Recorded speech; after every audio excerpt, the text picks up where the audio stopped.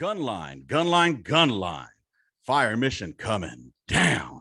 I'm your host, Lopez, and you're listening to the On the Gunline podcast. Shoot the shit episode with my boy Chrismer over here.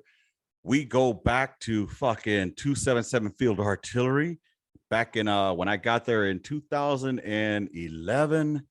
And then we're there for a hot minute together. And then I think he ETS before I got out in 2015, or I don't know if he PCS'd, but we're going to get to that here in a second. This man here got some badass looking beard, bro. I'm not going to lie. I love the fucking grays in the fuck. That's all good, man. Dude. I get compliments on that all the time. Hell yeah. It looks fucking great, man. It looks great. But yeah, man, it's great to have you on here. Welcome to the On the Gunline podcast. For anybody that's listening to this for the first time, welcome as well to the Gunline. This is a shoot the shit episode. It's different than the midweek memo where I just have co-hosts and we go on tangents on dumb shit. This is a get to know Chrismer, and then we're just gonna shoot the shit like we did on the Gunline, which is shoot shit, talk shit, unedited, unfiltered, uncensored. Welcome, Chrismer. How you doing, brother? Yeah, doing good, man. Thanks for having me. No, thank you for coming, brother. Thank you for coming. It's been a while since we've seen each other. I mean, shit. 2012. Is that when that's when you left? No, sorry. 2014 is when I got out. Okay. So you ETS'd out of Fort Carson. I PCS'd in 2010 to Germany and then came back to 277 in 2012. Holy shit. And you stayed how long were you We were in Black Sheep together before then, before I PCS, like right before you, me, and Mountain Ammo Crew. Right. But oh my fucking God, don't remind me of that fucking Ammo Shamo, baby. That was in 2011 though. Yeah. No, that was 10. That was 10. Oh no, you're right. Yeah, it was 11. We had just gotten back from the deployment in 10. Yeah, see, I showed up from 19 out of Fort Stewart in 2011. As soon as I got there, we went to RTEP. That's when we were fucking sliding. That's when we had nobody in ammo under the rank of E5. That's why I got stuck in that motherfucker. Oh my God! Mountain became a cage kicker out in freaking Leavenworth. That's right. And then I PCS'd over to Germany, over to our sister battalion, 177. Dude, I just spoke with somebody who was a 177. I literally, to Bo Buffkin, I just got off with him. He was in 177 out of Germany out there in Well, you remember First Sergeant Scott? Scott. No. Who is the one who came? There was a cat who came from 177 to 277 right before the deployment, and he deployed with Alpha, I think, as their first sergeant. Dude, no. Okay, so we're getting confused on timelines here. So we'll get there in a hot second. I think when we go through the stories, because I just got off last week. I did a shoot the shit with Buffkin, who was out in Cop Tillman during that was those guys. I didn't deploy with them over when I was in Germany. I was on rear D for them. Okay. But that was the same group. That was the same group. Yeah. Dude, why does one eye look bigger than the other on me? It's killing me. Like I'm trying to close them here. I look like fucking unsymmetrical as fuck. Oh, anyways, we're getting old, man. Dude, yeah, we are. But fuck, I mean, this looks like I look like a fucking cartoon with one big eye and one small eye. It's really weird. But anyway, y'all, man, it's a Scully. Where are you originally from, Chrismer? I am originally from Gettysburg, Pennsylvania. Right on, Gettysburg, where the famous battle happened. Yep, that's me. Now, has your family been there generations, or like can they trace your lineage back to Gettysburg time? My family actually came from Scandinavia and like British Columbia. Okay. I've got a lot of Viking and Native American in me. as that thing showed not too long ago, I think a year or two ago, where they found that settlement up in British Columbia, Canada. Word. Okay. It was a Viking settlement predating Columbus by almost 400 years. Of course. I mean, we all know that Leif Erikson. Shenandoah down. We followed the Blue Ridge down. I mean, dude, wound up in the area. We know that Leif Erikson found, or not found, but kind of came here before Columbus. They discovered something that was already inhabited. Go figure. Columbus discovered Central America. That's how rum came about. He discovered the Caribbean. He discovered the Bahamas and shit like that. Yeah, Central America. Central America is a whole different area. It's close to, but it's the Caribbean. That's more your people than mine. That's my people. Yeah, Central America is actually my people. That's El Salvador, Nicaragua, Belize, Costa Rica. But yeah, dude. Right. So was speaking of the Gettysburg, then growing up there, which is fucking awesome. Because I mean, if you want to know about artillery and shit like that, Gettysburg's got a bunch of pieces out there, I believe, right? But we've got stuff out here from Hood's battalion. No shit. So yeah, man. Speaking of which, well, let's talk about a bit about your prior military service. For those that don't know, how long were you in the Army? In the Army? Yeah, because I know that you got prior service to that as well, which we will discuss. I came back in. I went into the Army in 2003 until 2014. So 11 years in the Army, active Army. All right. Before that, what did you serve in? Oh, right out of high school. Well, not right out of high school, but in January of 96. In fact, on my birthday, I showed up at Paris Island. So for those that don't know, you were a jarhead. Oh, yeah, I was a jarhead. Yeah, I like crayons. What? Wait a minute. I'm confusing myself. Was Bufkin the one that was in 177? Yeah. It was Bufkin. Dude, it's sorry. Just no problem. But okay, so you were a jarhead, a crayon eater. Now, yes. When let's go, we're gonna go into that here in a second. When did you start dabbling with the thought of joining the military? Oh man, very early. I had my father and 4 of my uncles were military. My grandfather was military. There's a very it goes back generations. Really? With the military. Oh yeah. Oh, right on. My grandfather was in World War II, served under Patton. No shit. Okay. Oh yeah. Fuck as a cook. Hey, I don't give a fuck. World War II vets as a cook, that's fine. I don't care if you were a fucking dishwasher or a goddamn laundry guy. You were out in the middle of shit out there, Oh yeah. Motherfuckers went to war. They didn't go on mid-tour back home, I don't think. They stayed there till the war died, or they died. My grandfather came back with no toes on his left foot from freaking frostbite. Ooh, oh shite. God damn. And he hated cats. Dude, you know what's crazy is people forget about the Korean War. It's the forgotten war. And my wife's grandfather served in that. I don't have any generational military except for my brothers. I had a brother that was in the Marine Corps who was a tanker. He was in the Gulf War. And then I had a brother in the Army who he didn't get to deploy. He was infantry. And then before that, I had How did he not get to deploy as infantry? Because he joined in the mid 90s. So after he missed the Gulf War, that was like my Marine Corps time. Right. So he joined. There was nothing going on. Exactly. It was just garrison military, which sucked. So why did you end up joining the Marine Corps? Let's see. Honestly, my entire family prior had been Army. Okay.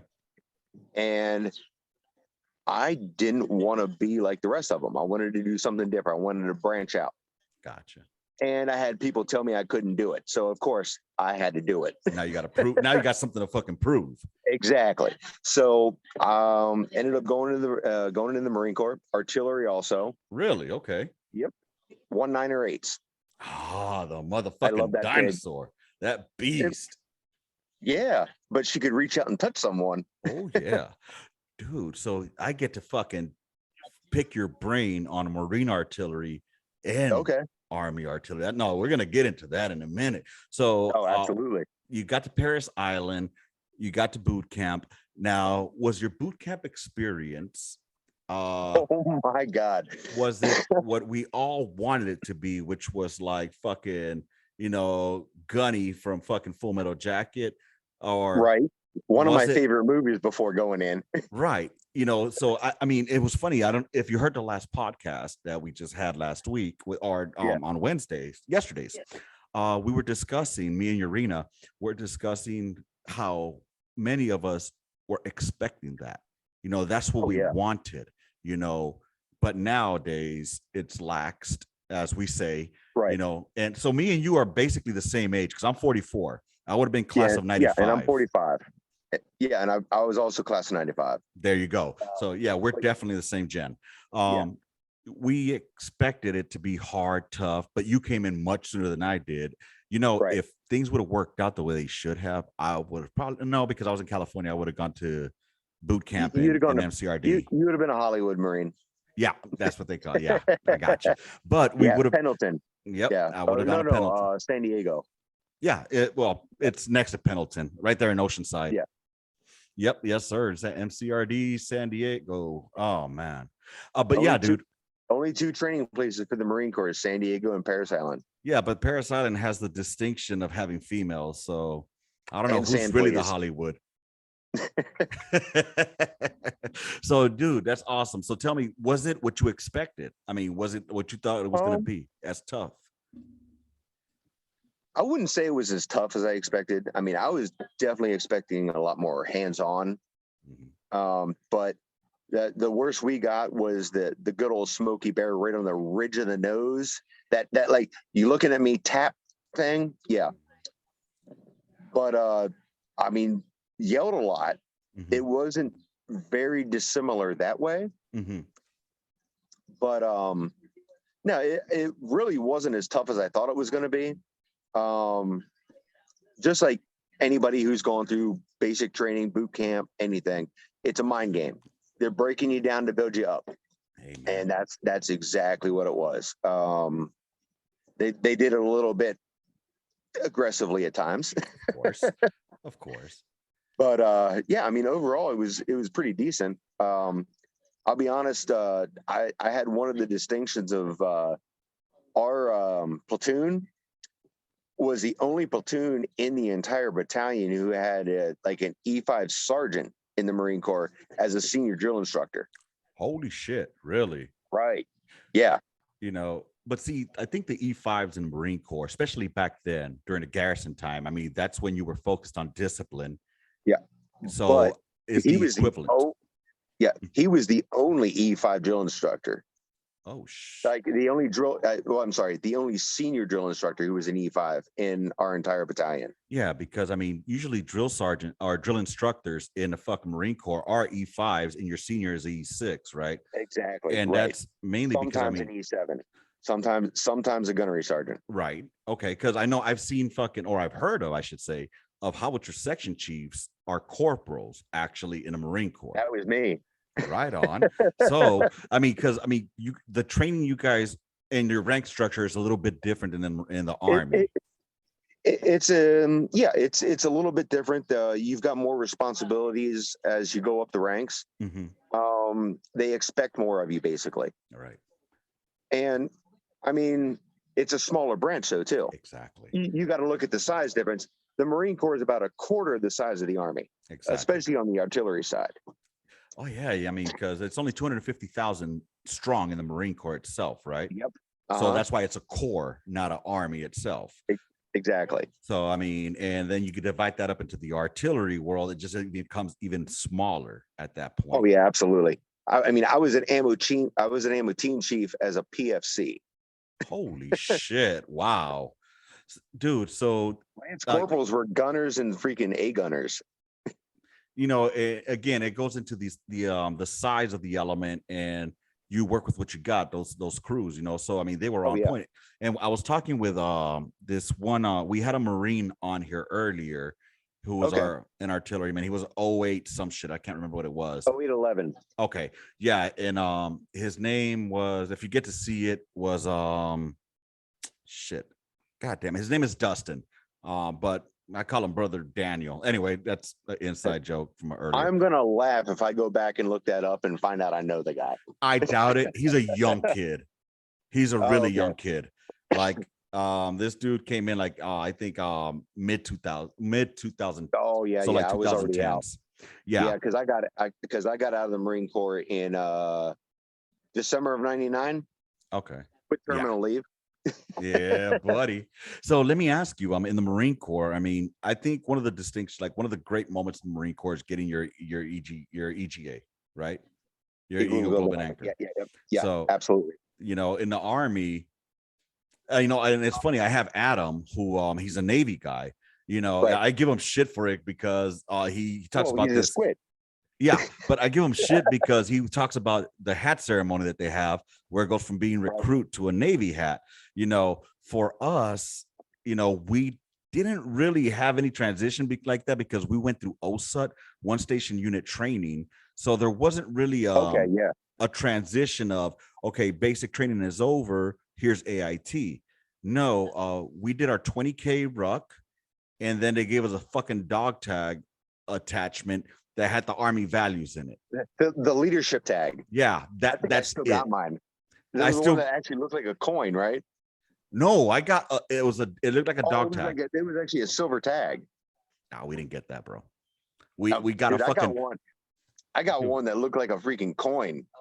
I wish. I mean, they probably gave us that at the end of basic training. They gave us a coin, but no, they gave us like the last day of basic training after our ruck march. We walked through fucking smoke that they kicked out there, like smoke grenades, right? Oh, and yeah, then, like you coming into the stadium being the home team. Yeah, dude, it was so fucking gay, like so, and you know, you lucky fucker, you get to smoke. It was so you fucking damn right. I'm at a bar. Yeah, I'm literally at in my garage, and and you know, I mean, it's a nice setup. No, thank you. That was the old lady that hooked I love the coins and the freaking cartridges back there, man. That's freaking awesome. Yeah, I love that. I appreciate that, man. But no, you know, it's talking about this. It's bringing me back. I don't think I've talked this much during a shoot to shit, because I think being that how can I put this? You had the best of both worlds, the Army and the Marine Corps.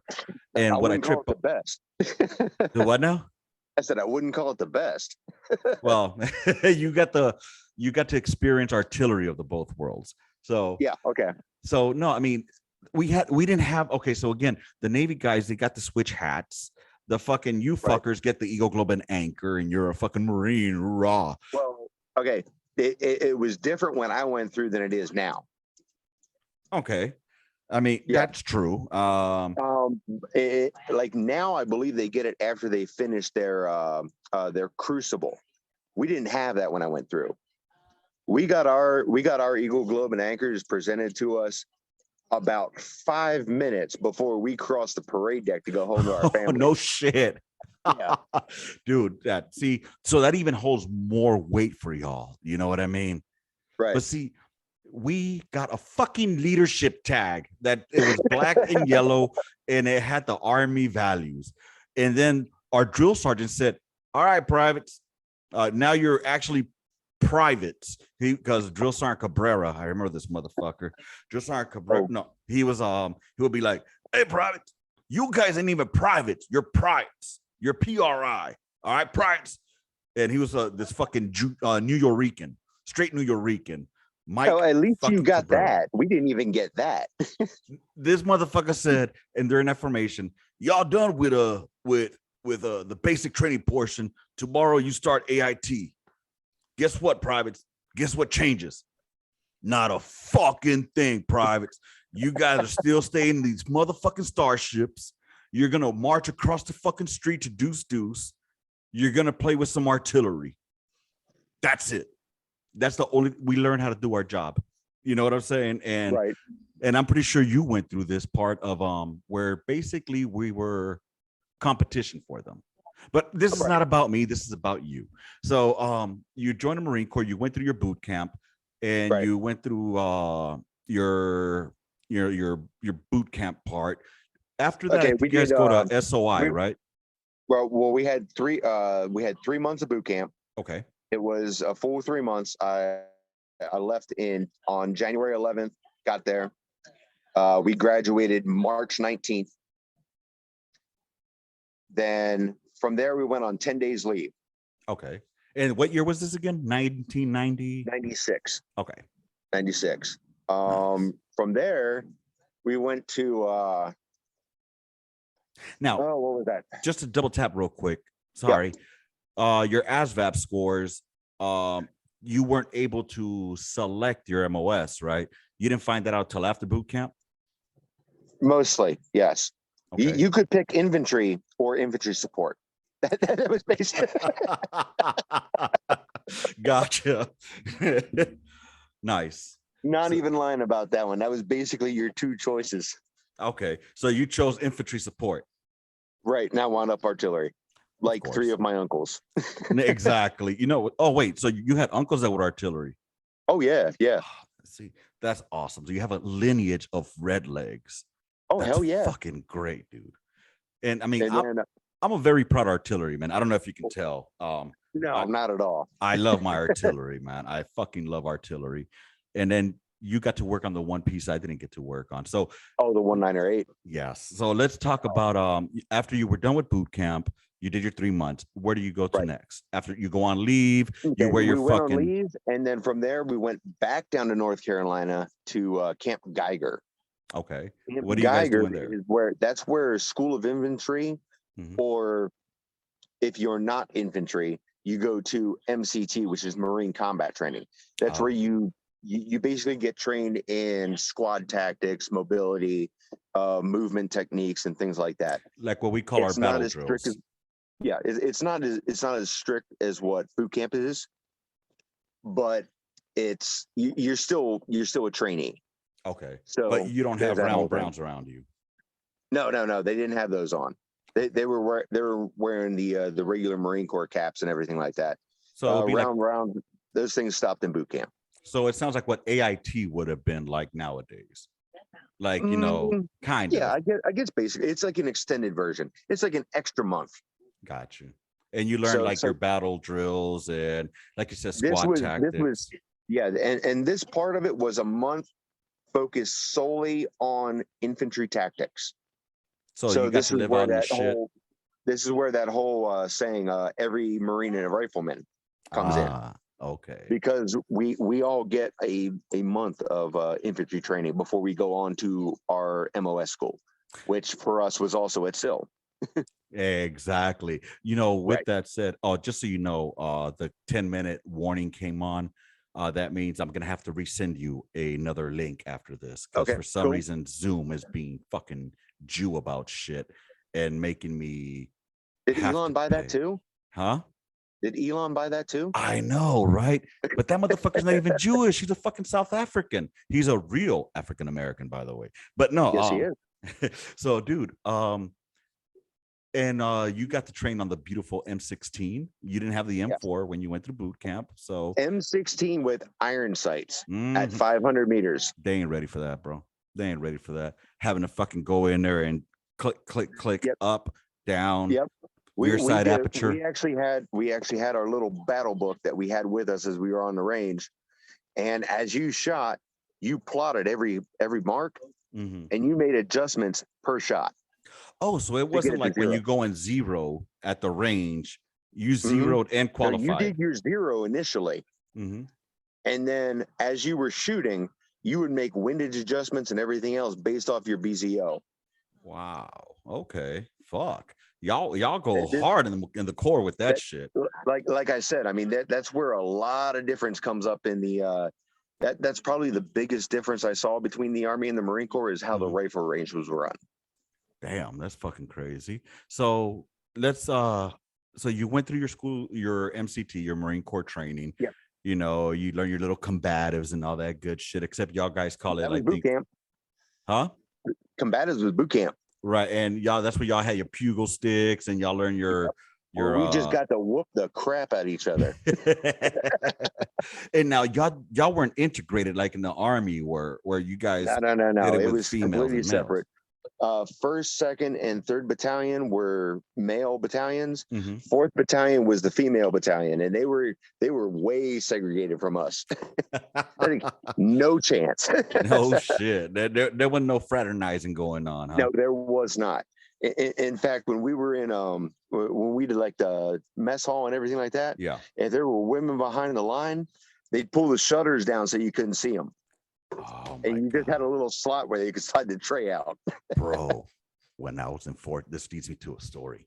And I'm pretty sure I've said this before, but that was probably when I had like 3 to 5 fucking listeners. But dude, Fort Sill, Oklahoma, right? 2004. There was this beautiful blue-eyed girl. She was a civilian, beautiful blue-eyed fucking chick, you know, white girl, blue eyes, pretty hair, just gorgeous, bro. She was like maybe like 5'2". She looked thin, you know, from at least, you know, my being in basic training From the fucking table up. goggles. Yeah. You know, and she was working at the part where you drop off your trays, right after your chow. So if you recall, after you eat chow, you go dump your trays and you walk out and sit in a breezeway until drill sergeant comes and tells you to fucking right face and counter columns and then go back to training. Breezeway. What the hell is that? You know, the breezeway would be the inside. For those that don't know what the breezeways is, it's the emptiness between one side of the building to the other side of the building. It's basically a hallway out in the open. Okay. Okay. Yeah. I gotcha. So we'd be out there waiting. Courtyard thing. Yeah. We'd be outside of the chow hall, you know. So we'd be we sitting did the same thing where we had everything staged. Rifles were stacked in a TP formation. Okay. So, Yeah. bro, so check this out. So there's chickas there, right? And every day I would see her and she would smile at me and I'd look around and I'd smile at her, give her a little wink. Yes, I was married at the time, but whatever. This chick was cute as fuck. And it was my first wife, so fuck that cunt. So dude, yes, agreed. So it finally happens where I'm walking one day and I get a close-up of her, right? And she smiles at me and says hi. And I said, hey, how you doing? And I dropped off my stuff, right? And I'm walking and she looked at me and smiled, that pretty fucking smile. And I blushed and I was like, you know, so I'm walking out, dude. And this is Fort Sill, winter as fuck. It's cold because I went from November through March through basic. Oh, okay. So you were winter. Yeah. Oh, yeah. So as I'm walking out, bro. It's still only Oklahoma winter. Yeah, that wind will destroy you though, because there's nothing to stop that fucking wind. So I'm walking out. I'm walking out, right? And all my battles are out there standing at parade rest. And I'm walking out and I put my fucking soft cap on. I open it up all cool, like, yeah, you know, I got her to say hi to me and shit. I put my soft cap on. And as I do that, I'm walking out and I see my homeboy and I'm like, yo, I think I'm in love. And as soon as I say that, I'm thinking that they will get a chuckle or something out of that, right?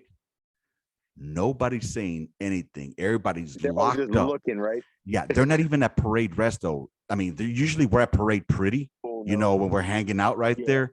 This time they're at parade rest. And I'm like, what the fuck? I didn't get no chuckle or anything. And I look back behind me and he's like, what you say, private?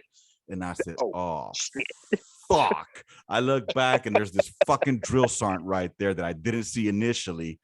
And he's like, what you say, private? You know what? Come here, private. And he takes me back there. And he's like, now tell this young lady what you just said, private. I'm like, drill sergeant. He's like, tell her what you just said, private. I said, I think I'm in love. And she starts like blushing and she turns away, right? And then dude, he takes me back outside. And you know, now that I'm out of that phase, I understand what he was doing. I think he was trying to actually hook me up. But he walks out and he takes me out there. He's like, hey, private, you know, that's my battle's daughter, private. I'm gonna have to tell my battle now. I didn't know any better. I'm a young fucking private. I'm getting fucking scared now that this drill sergeant's gonna go tell his other fucking drill sergeant friend that I'm fucking telling his daughter that I fucking am in love with her. So I'm shitting bricks for the rest of the fucking cycle, bro. Oh you know. no. But I think now that I look at it, hindsight being 2020, I think he was trying to hook me up and Could have get me been, yeah. with her. You know, why else would he take me to her other to Right. embarrass me? You know, but yeah, Well, that's where other that than took. to embarrass you. But yeah, sorry, that took me there for some reason, dude. I'm like on a third level right now. Sorry if I'm talking so much, and I've had so much Oh, you coffee good, in my man? system. So where were we? Oh, boot camp, and then your school, No, and no, then we were already at now we're Fort at Sill. Fort Sill. Yeah. So all right, so you arrived at Fort Sill as a jarhead. So I'm Yeah. assuming that you guys had a chip on your shoulder because you guys are seeing all these fucking Well, ate up here's the looking thing. soldiers. With Marines, when we go to Fort Sill, when we're over there, we're already considered Marine Corps. So like Oh, we have rank and everything. Like we have like some privates, we got some PFCs, we got some lance corporals. okay. So you're So not I just mean, fucking a recruit anymore. exactly. We're still in Trainees. training. Mhm. We're not FMF, Fleet Marine Force, Okay. but we're past boot camp. Okay. So you're not a piece of shit. You're just a shiny turd now. Yeah, basically, we're that shine turd. Yeah. Meanwhile, us, we're still we're the half pieces of shit. polished turd. We're the Okay. half polished turd. We're just still pieces of shit, though. You know what I mean? In the Yeah. Army side. So now, you guys didn't integrate your training with Army, though. You guys had your own instructors. No, that were yeah, Marines? it was all separate back then. It was all the branches really didn't intermingle out there with the training. Not sure. I still think it's integrated out there. I mean, I know when I went out for ALC Mhm. back in 2012, it was still integrated, or it was still separate. You went to ALC in 2012? Yeah. Well, that was BNOC, right? What's that? That was BNOC Yep. phase 2. Well, it would have been BNOC. Yeah. Well, ALC, WLC, ALC, SLC. I went Right. to ALC out there, All right. and I actually went there from Germany. They We're actually flew my ass to SIL from Germany. We're going to talk about that when we come back because it's about to shut off. I'm going to resend right. you the link and we'll keep Cool. going. Is that cool? Yep. Rock on, Bro, man. Chrismer, this is awesome. I'll send you that link in a second, okay? All right. Sounds good. All right, everybody. Thank y'all for waiting, even though it only took about 2 seconds for you all. It's been about probably 5 to 10 minutes on my end because technological issues. With that being said, Right.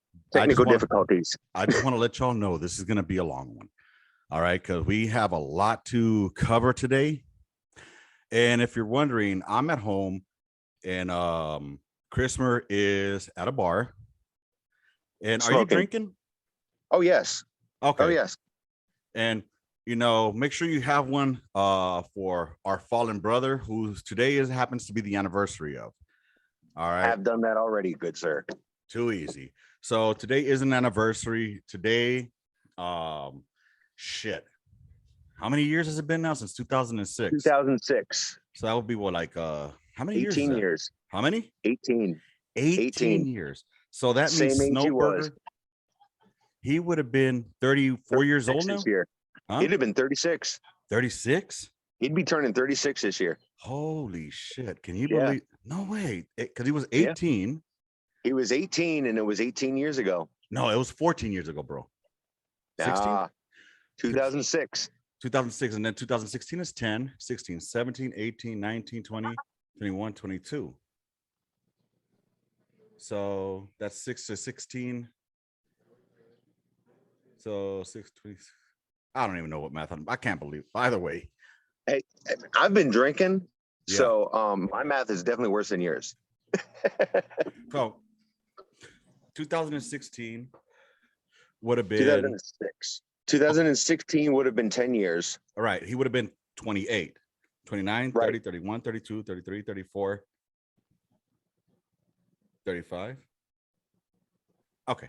So all I know is it's been 18 years then, right? I can math. I can't math with the shit. So with that being said, our buddy fucking Snowburger, I went to basic training with old Snowburger, and he was a young kid. I He was remember 17. when he showed up in the unit. Yeah, he was 17 years old, right? He couldn't even deploy He was with not. y'all. He did all the workups with us. He did JRTC. He did all the RTEPs. He did everything with us. Yeah. And he was not allowed to deploy. He got stuck on rear detachment because he was not 18 yet. Once he turned 18, he came over to us, and we were a week from left seat, right seat ride when that happened. You know, Yeah. it's I remember I had just seen him. Dude, that's a hell of a bong, man. What are you doing? No, that's my air conditioner or my fan. But no, what's trippy is I had just ran into him out at BIOP at the PX. That means we were there at the same time too. Yep. Were you with Fourth ID then? Yep. I was with 277 FA out of Fourth ID. You were with 277 back then. Oh damn. So see, back then they were was another black hole. Well, see, 277 was mechanized out of Fort Hood, right? And okay. Oh, that's right. You guys were down in Hood back then. Yes. So and then and dude, that was my first unit. That's the one I started with. That's the one I ended with. But was a trip I had just ran into him, and I was like, Snowburger. He was like, Lopez. Like, you know, we just happened to be there. Way. And then fucking we talked for a bit. We laughed it up and like, all right, man, I'll catch you around when I see you again, man. Because I remember him talking about that because right after that, okay, I had actually run into my cousin who was with Third ID. Oh shit! Or no, right. It was before that. Yeah. I ran into my cousin who was with Third ID. He was stationed up in Taji. Okay. He was StatCom, and we ran into each other in the same damn parking lot, walking different ways. And like, dude, what are you doing here? What do you think I'm doing here? What are you doing here? Yeah, for real, dude. And then like, it fucked me up because I was on guard on that day that I discovered it. I was on guard, and you know, I would pick up the Stars and Stripes and just read it while I was on guard. Yeah. And then I'm going through the KIA list, and then I see his name, and I'm like, wait, I just talked to him. Yeah, dude. I mean, it's just not even a month, maybe. And I'm like, get the fuck out of here. Yeah. And then I went in it was like mind blowing because he was the first one of our group, you know, right. that fucking, I knew that it fucked, damn, man. So, you know, rest easy, Snowburger. Oh, hell yeah, brother. Fuck, man. It's just crazy. He's been gone now the same amount of time that he was alive, bro. How crazy. Fucking good sick. Kid, man. Yeah, I love that kid. That's just crazy to me, man. But we were talking about, let's circle back. Yeah, let's jump back. We were talking about Fort Sill, right? And then go ahead and pick up from there. We're talking about when you got. All right. So when we got to Fort Sill, Marine Corps wise, anyway, we were already considered Marines, right? But we weren't Fleet Marine Corps yet, so we were still that step below. We were kind of intermediates. Okay. So we had a little bit, like we could go off post without supervision. We could do all that stuff. We didn't need to be like, we still had a curfew we had to be back in the barracks at, which led to my first demotion. Wow. Okay. Hell yeah. Damn Golden Dragon. I never went there.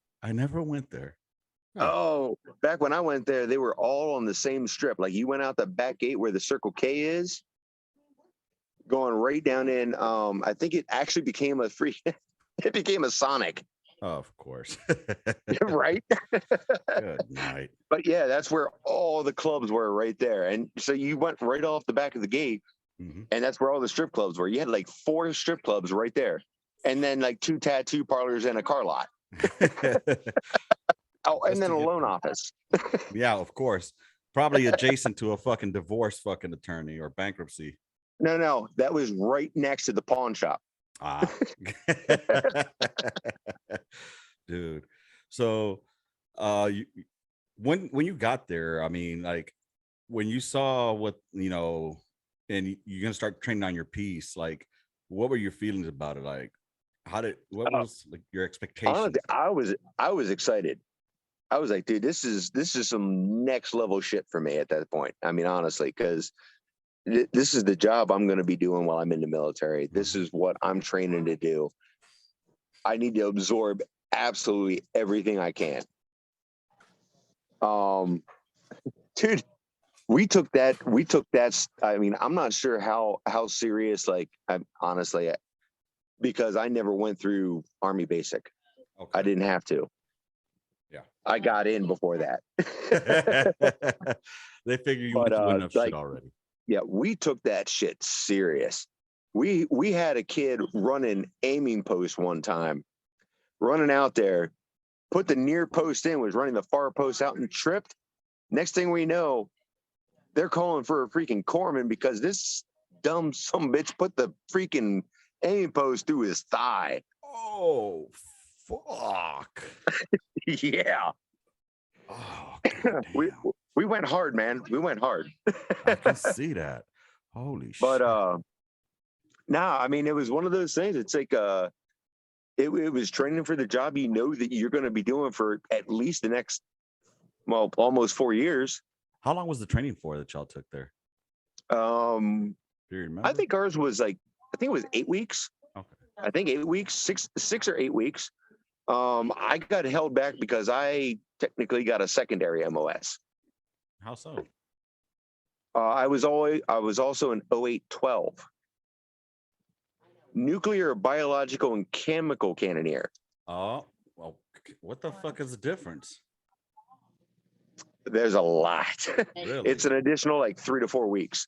Holy shit. Okay. I was actually one of the last trained crews that went through on that MOS. I'm basically the last surviving chemical cannoneer, man. So what did they do? I mean, what was the difference? Like you shot like different rounds or something, or what was it? We didn't do any live shoots. That would be like that Big Bertha meme. Okay. Verify you shot HE. Oh, Gotcha. but yeah, I mean we basically got trained on the nuclear, biological, and chemical warheads that could be fired out of a howitzer. Gotcha. All 155, of course. And that's just it was extra training. But I got that secondary MOS, which helped me for the promotions, which really helped because I played the rank structure like it was chutes and ladders, man. Oh, really? Back and forth, up and down, huh? Oh, man, I made corporal twice. Hey, there you go. Shit. Not well, I'm pretty sure there's a lot of people that could attest to doing that as well, especially in those days. Yeah, it was a different time back then because most of the times we got busted was all alcohol related shit. Right. So it'd be that slap on the wrist, you lose some rank. Next month, you've been good, you pick it back up. And nowadays you do something alcohol related. Dude, that's almost an out. Yeah, it's a career killer. You just signed your walking papers. Yes, sir. Shit. What was your first unit that you went to? 1st Battalion, 10th Marines, Charlie Battery. Where was that at? In Pendleton or Camp Lejeune? That was Camp Lejeune. Okay. Yeah. Wound up there. Actually spent my entire Marine Corps career with them. No shit. Yeah. Now, did you do a 4-year term with them? What's that? You did 4 years with them? Yeah. 4 years. Okay. And I mean, that was my 4 years. Still had my 4 years obligated IRR. Right. Shit. But yeah, I mean, did you guys go to the field a lot? Oh, dude, we were in the field every week. Like, it seemed like it. Like, Really? honestly, it was probably like once every 3 weeks we were going to the field. How long were you out there for? About a week. Oh, okay. Usually about a week out. Then we'd come back for 3 weeks, go right back out, back in, back out. And that's just the way it was. I mean, it's in the name, field artillery, right? Right, exactly. In fact, I actually had a guy at what was it at my MCT? Mhm. It was right before I fractured my leg up there. This guy was like, "Dude, you picked the wrong MOS." I was like, "What are you talking about?" Like, "You don't like the field, do you?" He's like, "Hell no, I don't." He's like, "Yeah, the name of your MOS is Field Artillery." It's like, Mhm. fuck. Yeah, I can vouch for that. I can attest for that. That we live out in the field, and I don't know how many times you hear motherfuckers complaining like, "Man, we go to the field too much or for too long." Like, What's your MOS title? exactly, bro? Right? Dude, what kind of fuck games did you guys have? Oh, dude. Sending someone for a box of grid squares, the standard. Yeah. Also, BA 1100 November Sierras with Sierra Tango ring attachments. Wow. Wow. I get that. Wow. Yeah. Exhaust samples, of course. Oh, of course. My Now favorite. you boom testing. Yes. Always the boom test. Dude, that is always a fun one. But you got to make sure the collimator is hooked up, or not the collimator, the chronograph. The You got to make chronograph. sure the chronograph is hooked up properly. The only one they were able to get me with was soft spots in the armor, because I wasn't a See, paladin.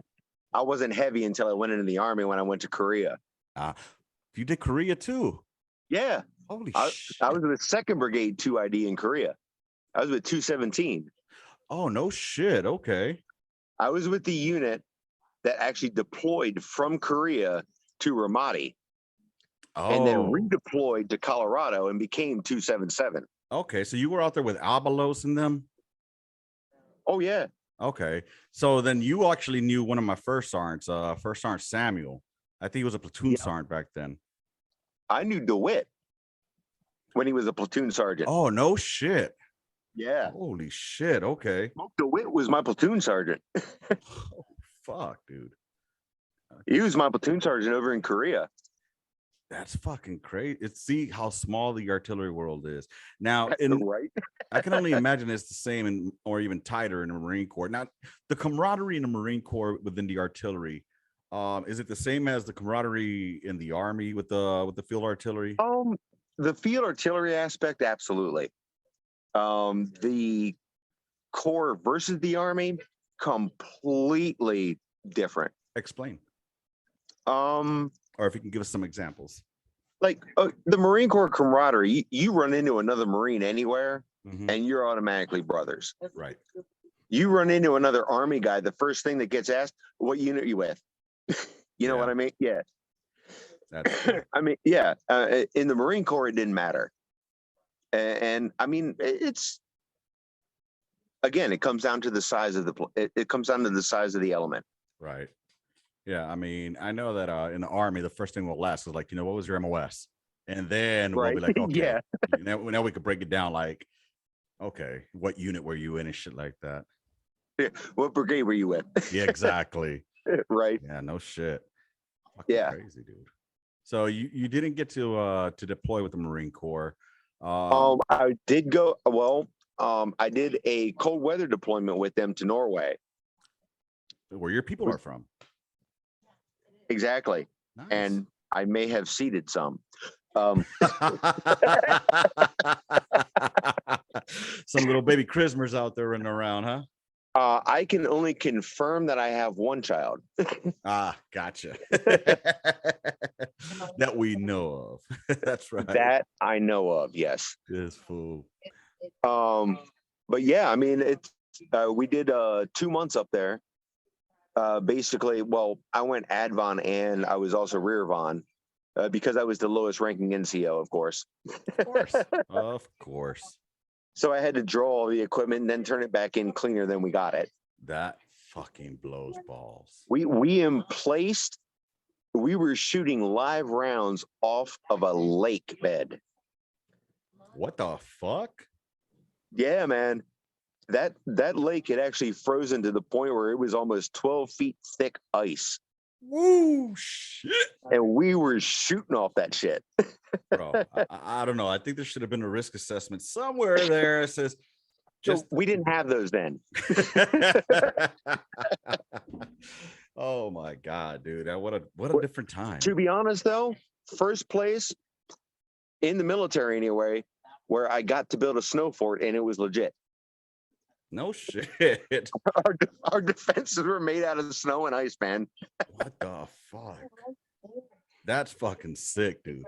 We had the local kids actually came out like every morning with like moose and salmon slices and coffee and like these little pastries that had like I'm pretty sure it was whiskey in them. Fuck yeah, bro. Fuck, that sounds well. I've been sober now 4 years, but goddamn, that sounds good. It was fun, man. It was a great time. What made you? And then I did. Go ahead. What's up? No, go ahead. Go ahead. No. Go ahead. No, I was just you were saying. Go ahead. After that, the only other deployment I did with the Marine Corps was we did every so many years, each unit goes on what we call a cruise. We're out on a naval ship for 6 months, go across the Atlantic. If you're on the East Coast, over to the Mediterranean. I know, horrible circumstances to the Mediterranean. Oh my gosh. Who would want to do that? Go see those ports. God, I know it was horrible. Got to see Greece, got to see Crete, got to see Italy, Spain, France. Man, one of the first ships really have it rough, man. It was horrible. Do you know how many women we had to beat off trying to get married? Unfucking believable. It's just the harassment that you would have to have. I mean, sexually it harassed. Really was. And then when we went out in town because we were on duty in uniform, it was that's brutal. That's brutal. God damn. It's like, you're out there asking for it. Yeah, we were. Yeah, absolutely. Dude, man, that's fucking awesome. Dude, what is it like being on a fucking naval ship with all these fucking squibs? God. Most of them are really cool. Like, honestly, especially like the higher ranking guys, they're like, dude, we've been there, we've done that. We don't give a shit anymore. Just do your job. But like you'd catch some flack from some of the younger ones. Oh God, I forgot about that one. Our float, the ship that I was on, was one of the first ships to have integrated women in along with them. So what you're saying, there's a lot of let me tell you about NJPs. Oh my God, how did that work out? A lot of people playing the same game I did the entire time I was, the Chutes and Ladders things. It was bad. I could only imagine, bro. I mean, the crap that went down while we were in between ports. Oh no. They get to swim in the Atlantic though. See, God damn, you guys have it so fucking hard, man. Meanwhile, here in the Army, we had to rappel down to the ocean first. It was part of training. God, that just sounds so tough, bro. I mean, who wants to do that? Oh, I'm being very facetious. Yeah. Oh my God, dude. I mean, that's fucking awesome. It sounds like a great time. What's funny is I got that Navy buddy I was telling you about. And he was a Tomahawker, and it's just a trip. Like, I started listening to the like some of the stuff that they talk about, and I like the traditions that they go on with and stuff like that. Oh, the showback. Yeah, that was one of them. Did you guys get to participate in that shit too? Oh yeah, I actually got my diamond shell. What does that mean? Okay, so there's different types of shellbacks. The main shellback is when you cross the 0 latitude line. Okay. All right. When you go from east to west and you cross that 0 line, they have a shellback ceremony. East to west or north to south? The one that runs north to south. So from east to west or west to east or whatever. Okay. Now, when we were over there, we actually had, I'm not sure exactly how much I can say about this.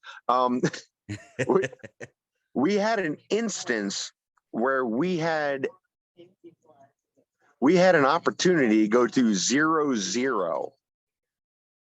That is prime meridian latitude line at the 0. Now, let me tell you, the only time you're going to cross that is when you're heading from the Mediterranean to Africa. In the 90s, I'm going to let your mind wander on that because I can't say much more on that. Gotcha. Right. But yeah, so I got my diamond shellback. That's like one of the highest ranking ones, apparently. Right on, dude. See, I mean, it was disgusting. Wow. Okay. Sounds like not even gonna lie. I don't know. Maybe I'll have somebody on here from the Navy that could elaborate a little more. And I will let them do that. Yes. Ask your squid friends. Oh, that I will. So let me ask you. Right. Your 4 years are coming up to an end. Did you already have it set in mind that you were just going to do your 4 and get out, or were you looking for a career? What did you think you were going to do with that? When I came up on them the first time coming out of the Marine Corps, I was, oh shit, 23 years old. Mm-hmm. Thought I knew absolutely everything. So no, I did no planning whatsoever. Right. Now I got out, moved to Nashville, actually, in Tennessee. Nice. Worked at Blockbuster, worked at Ruby Tuesdays. Okay, yeah, that's dating us a You're bit, isn't it? dating the fuck out of yourself just with Blockbuster, bro. You're dating yourself because you know what it is. For real, right? Bro, get this. I applied at Blockbuster. All right. So I actually ended up getting a store manager spot. nice. Good. Straight shit. out. Salary job. Nice. Dude, give me one quick second. I gotta Yep. close this garage door. Yeah, Yeah. you go ahead and keep talking. I'll be right back in about 10 seconds. Gotcha. Oh man. I would say right after that, that was my first marriage. That's why I moved there. And let's just say that things did All not right, I'm go as back. planned. So where was I? All right, so we were at the so I moved there because my first wife was from Nashville. Now we met back in Gettysburg when she was at college. Okay. In Pennsylvania. She was in college. Where were you at? No, we met in Gettysburg up here Okay. before I even went in the Marine Corps. Oh, no shit. Okay. Yeah. We had gotten married and things were okay. And then we got married while I was in, after my deployment, of course. Of course. And then moved to Nashville. Everything was kosher for a good bit. And then shit went sideways. We got divorced and I moved back up here to Pennsylvania. As things normally do with the first marriage at that young age, you know, we think we know it Dude, all. if you get married when you're young, you're stupid. Well, I mean, I think it's because and this is just me on a tangent, I guess, on this would be because we see how it was with the older generations that they seem to be able to have their high school sweetheart. And Oh, they went to yeah, I get war and that. came back, you know, and then nowadays it's like, I mean, it's a whole different beast now with marriages. But again, you know, we were young and dumb, and I'm The on other my part of second that. too. And I don't know about full of cum. I mean, Oh I boy, lost there a it lot is. of that. Yeah, I tried to keep my levels low. I wanted to balance the left and the right net together, but Yeah, something like that. Well, what was that about, picking something up off the dirt? Oh my god. The original cadence, not that bullshit one we had to Yeah. sing. I know what you're talking about, picking up that shit off the ground, baby. I'm tracking like a choo-choo train. Oh, speaking of which, this just came to mind right now. In the Army, as you know, we like to use the word TT left, TT right. You know, do y'all use that in the jarhead world as well? No, Okay, that's just cutting wondering. hair. Cunt hair is a different. Yeah, that's another one. You know, those That's are what it all. was. There are units of measurement. Well, I would say that we used that up until we had to use the word cunt hair. It was a larger measurement. Yeah, it's kind of like the difference between degrees and mils. You know, Yeah. there's TT and cunt Absolutely. hair. Yeah. I think that's a good analogy there. Right on there. So so you end up getting out, you came back to the civilian sector. I'm guessing it was late 90s, early 2000s. Yep. And so talk us through that. All right. So actually moved back up to Pennsylvania in February of 2001. Okay. Oh, okay. Yeah. Got back up here, living the life, just doing my thing, joined the National Guard up here. Okay. Which was also an artillery unit. Oh, of course. 26th Infantry Division, the Bloody Bucket. Right on. Okay. You know the history on that one, right? I don't. Battle of the Bulge. Okay.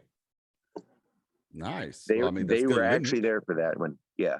Fuck. First of the 108th Field Artillery out of the 26th Infantry Division. That's fucking awesome. See, now that, dude, you got lineage there. It's like that Oh, one. yeah. It's like the one out of That was the unit that my 3 uncles that were artillery yeah. were in. Oh shit. Okay. I showed up the first day, and our first sergeant just looked at me like, "Oh fuck, another Chrismer." Dude, you know, I love the history part of things, especially like, you know, Hamilton Zone out of there, out of Kansas, out of Fort Riley. Yeah. You know, fuck that's to be part of that lineage, having all those fucking streamers dating back to Hamilton. You know what I'm saying? Oh, It's yeah. like fucking awesome. So That's how it was when I was with 3-6. I was with 3-6 FA up in 10th Mountain when I went into the Army after Korea. and 3-6. Mhm. That's 6th Field Artillery. That's Hood's battalion. God damn, how badass is that, bro? Dude, I mean, tell me about all right, so you're doing the nasty girl thing. yeah. Oh, thank you. No, it really was. We would go to drill with TVs and like coolers full of beer. I mean, well, there was really not much going on at that time. Well, not yet, at least. But we were also on the 109 Alpha 3s. Oh no! Oh my God, Jesus! That was the first time that was the first self-propelled experience I had. It was with that piece of shit. Yeah, I mean, piece of shit is correct, bro. I mean, I was at least on the 109 Alpha 6. That's what I was in over in Korea. Yes. So I'm in the National Guard. I'm doing that for quite a bit, and then 9/11 happened. And that's when I decided that I was going to go back to active duty. Okay. I tried to go back into the Marine Corps first. Marine Corps wouldn't take me because of the knee injury I had. Okay. And then the Army was pretty much like, "You got a job already. We'll take it." Right. Wait, you could breathe? You're in. You got a pulse and know how to shoot a howitzer? Yeah, we need that. Exactly. Shit, all you got to do is know how to stand with 2 arms up, saying 6 and 7 to the rear, and you're good. Tink, tink, tink. Oh my God. So yeah, from there I went back to active duty. Wound up over in Korea with 2nd Brigade 2ID. That was when they were still over in Korea. Those guys, just after I redeployed, went over to Ramadi. And then I went to 10th Mountain, which is where I wound up with 3rd Battalion, 6th Field Artillery Centaurs. Damn, dude. Because yeah, I know I love Korea, bro. And Korea was an experience. I think Korea is definitely a missed opportunity for a lot of people. Oh, they yeah. all want to go to Germany. Right. Well, quickest way to make your E5 in Korea, go there as a E6 or as an E4, high speed. Yeah, you're right. You are right. Yeah, I was just telling that joke to somebody. Like, you know, the quickest way to make E5 is to go to Korea as an E6. You know. Yeah, basically. But fucking yeah, I mean, you will learn how to do your job out there. You know, I didn't go to Korea till 07. But well, caveat to that though. Right before I went to Korea, the unit I was with here in Pennsylvania, National Guard, right? They decided that they were getting rid of all their freaking self-propelled howitzers and went to the M19 or 8. The piece you already knew. Nice. No, I actually the drill that summer drill prior to me leaving to go to Korea, I got a phone call from my freaking battalion commander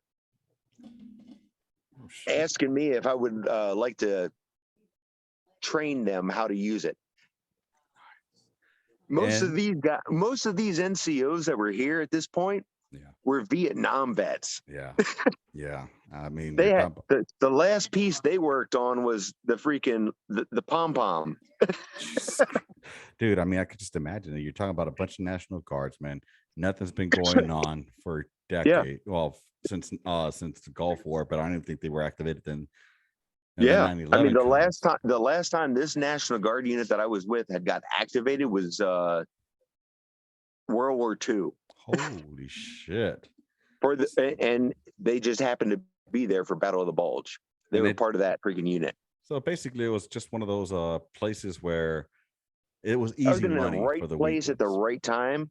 Mm-hmm. I got a freaking cakewalk straight into PLDC, blew that shit out the water, picked up my hard stripes, and then was training all these staff sergeants how to shoot a gun. Shit, dude, did you ever get to finger pop the fucking 198? I got a video for you. I will share with you on another occasion. Okay. It's actually a video of me doing it. Dude, I had a gunnery sergeant who was on a 198 out of Hawaii, and he told me that when they would finger pop, like he would be able to fucking spin the breech to open it back up as it was going back in. Well, if you're a good number one man, you can do that. Mm-hmm. Finger you don't pop want you want to be you want to be above average on that, because that breach coming back. Dude, I will tell you, the scariest moment of my life on a 198 was when I finger popped a Supercharge 8. Oh, fuck. Dude, you're lucky you still have a hand. I'm lucky I still have an arm. True that. True that.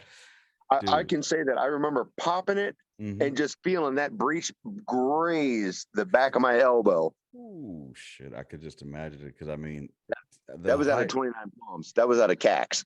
Dude, the hardest fucking charge I ever fired, or the highest charge was the Mac charges. It was a 5 hotel. Mm-hmm. And I mean, I was doing good with it, and I got too cocky, and it finally hit my hand. I was like, oh, you got this. I told my number one man, you got this, brother. You want a finger pop? Go right ahead. You know what I'm saying? Yep. It's like, you got this. Yeah. Be quick. Yes, sir. Yes, like sir. a bunny. So so you did the Korea thing. You were there for a year. Yep. How long were you in Korea for? I did the year. I was there for a year. And then to Fort Drum. Got to Fort Drum. You didn't deploy with them to Ramadi, did you? I did not. Okay. I was supposed to, but I actually, oh God, I had a dumbass battery commander, and I'm sorry. Someone's going to see this and going to send it to him, and I know. Nah, don't worry about it. Yeah. I don't have a big audience yet. But no, I had a guy who decided to take us on a battery run, jumping turtle ditches. Nice. Okay. Yeah. And I kind of misjudged the turtle ditch, because I may or may not have been shit-faced. Yeah. I think many of us who've been to Korea can relate to that, especially falling into a turtle ditch. Well, I didn't fall into the turtle ditch. This was during PT. This was a battery run. Yeah. That he decided to take us cross country. Well, I fell into a turtle ditch. Coming back. I will not judge, but I now understand why you wear the hat. I got a special helmet sometimes. Dude, no, the funny thing is, I was coming back from, because we were in Hovey at the time when I went there. 1st and 15th was in Hovey. So no, that's where I was. They transferred me over to 1st and the 15th. In fact, I had Command Sergeant Major Smith. Didn't have him. This would have been 04, right before I got sent back to the States, because I was there from 03 to 04. Right on, dude. It's running out of time again. I'm gonna go ahead and shoot through that next link. All right. All righty. This one won't take as long. I'll send it right back to you. So we say. Yeah. Give me a second, brother. All right, Gunline. We're going. I apologize for these stops in between. It's because I used to be able to do unlimited, and now it's stopping me like every 40 minutes, and I have to resend the link out. So yeah, I guess they wised up on me and they want to start charging. But we're gonna go ahead and bring Chrismer on here and continue with the saga. All right, he should be joining us right now. And Yep, here he comes. And with that said, all right, Chrismer's back on. We're already recording, brother. So All right.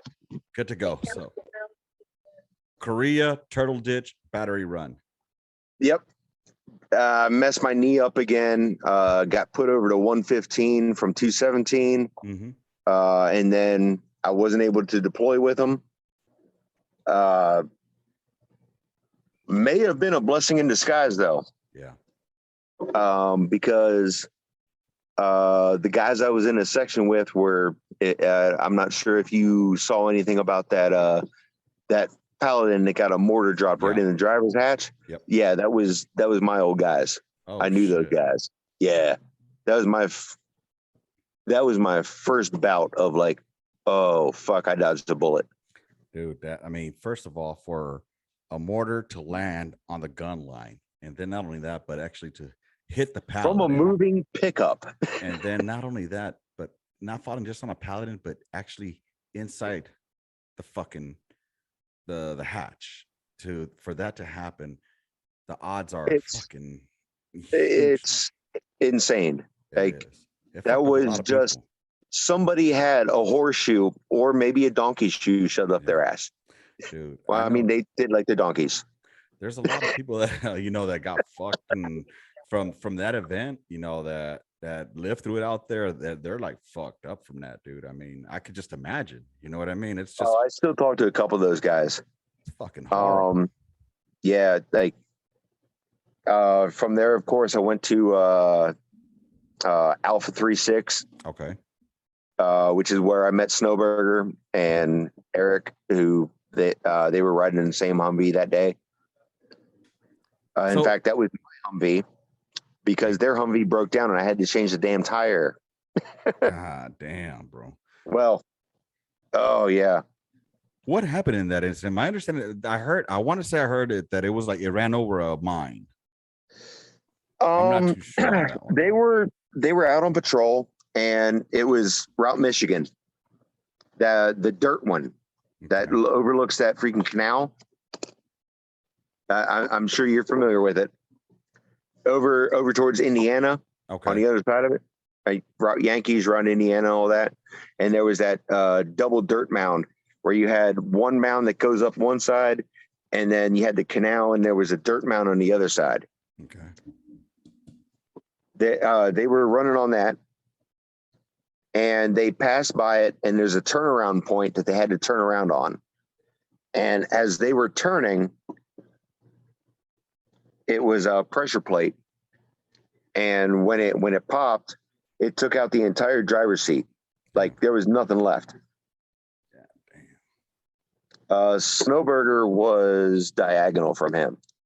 And basically he caught the overpressure. Oh, fuck. Yeah. Both those kids were great kids. Yeah. Yeah. But yeah, that day was a bad one because I like, dude, I'm getting goosebumps right now talking about this. Yeah. But yeah, it was, we all knew something was funky that day. I mean, we all felt that hinky feeling, you know what I mean? Where it's like, something's off today. And yeah, it was just, it's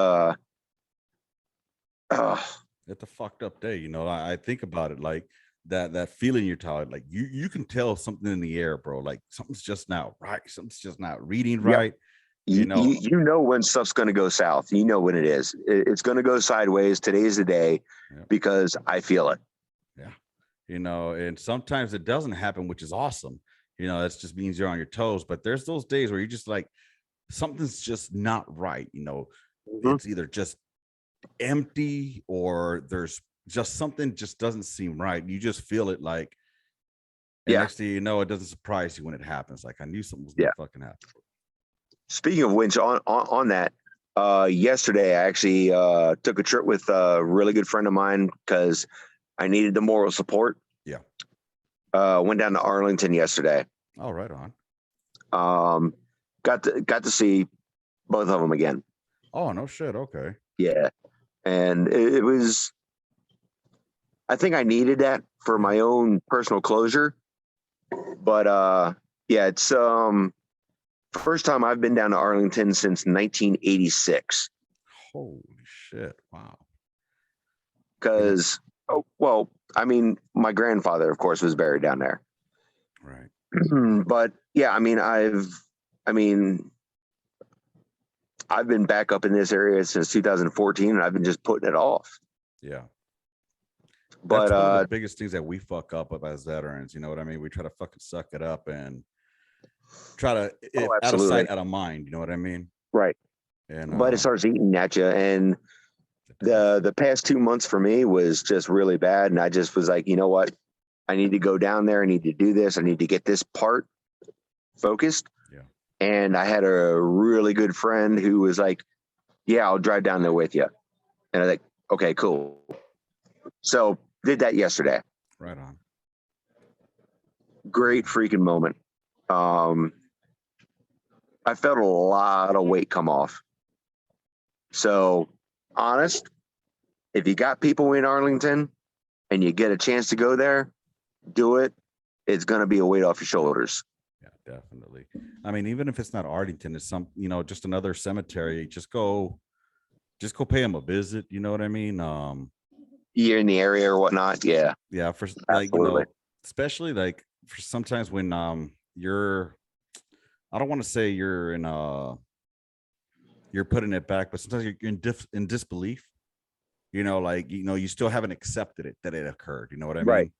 Like, Yeah. and that's how I felt about my homeboy Cruz, because he died suddenly and out of nowhere. And right.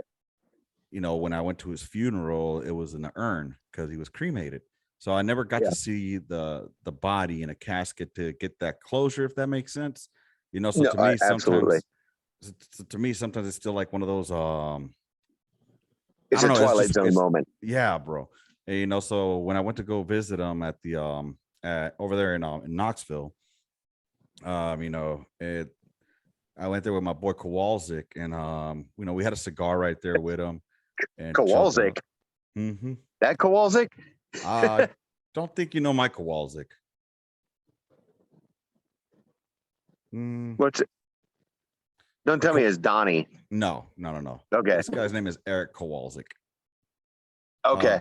Yeah, we were in 277 out of Fort Hood together, and then he got out. Gotcha. Yeah, it's a very distinct last name, so I know it's very easy to be like, wait a minute, is it the same one that I know? Because there's not many of those fucking Polacks.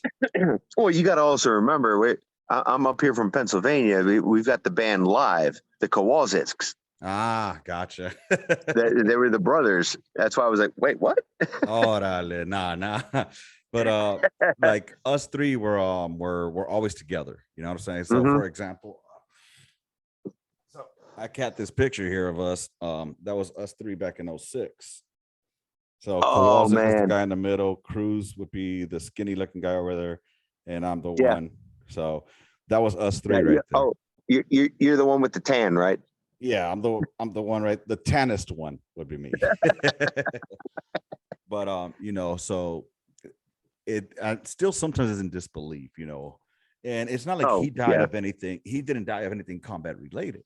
He just passed away, but out of nowhere, bro. He was 38, and gotcha. Just had an aneurysm out of nowhere. Fit dude and everything. Oh shit. So yeah, that just came out of nowhere. So what I'm getting at is, we're in disbelief at the time, and we don't get that time to actually like mourn, I guess you could say. You know what I mean? Oh, absolutely, yeah. So I'm sure that it's that whole, you don't want to believe it, right? You just want to keep going with life, and yeah, it's okay. I'll get down there when I get down there, or that stuff, and you let it build. I trip out. Like I've met a couple of people who have told me that they were there, or that they knew Snowburger. Colleen. Colleen and I, Colleen, Snowburger, Clark, and me, were all in the same unit together. Okay. Yeah. Now Colleen was a different platoon. He was second platoon. We were all with first platoon. Okay, gotcha. But yeah, I mean, we were all right there. Yep. Then I had a commander. What's in that? Korea. I had a commander in Korea. He was my battery commander, Captain Thomas, but I think he was a lieutenant at the time. He was like a black dude, almost sounded Jamaican. He was He there as well too. Yeah. And well, he was in that unit at least. yeah, I think he was Bravo. Okay. Yeah, it's crazy, dude. And that was the first little battle buddy that I knew of, you know what I mean? And then just being so Yeah. young. So He was a good kid. He was a great kid. Had a great freaking personality. His sense of humor could crack anybody up, except the chain of command. They did not like him. That explains why he was still a PV2 when I was a PFC. Yes. Oh, fucking A, man. Snowy was a good kid. So go ahead, brother. Oh, yeah. So from that, okay. So here, and I saw something that you posted about or that you had up that somebody commented on this about them having a battalion classroom that was named after those two. Yeah. So here's the story on that. All right. Snow Burger. All right. So we have Burger, right? Mm-hmm. Eric Clark, he was from Wisconsin, Cheddar Country. Yes. His nickname was Cheese. Okay. Gotcha. The room was actually named the Cheeseburger Room. Nice. That's awesome. And it was this big freaking thing. I mean, it was great. Like my section chief at the time, Cal. I don't know if you may know. He just retired a little bit ago. Calvin Stroop. Don't know the name. All right. And this guy is actually the one who's like, no, we're calling it this. And then he came up with a tattoo design that was a cheeseburger. Hold on. What's up, babe?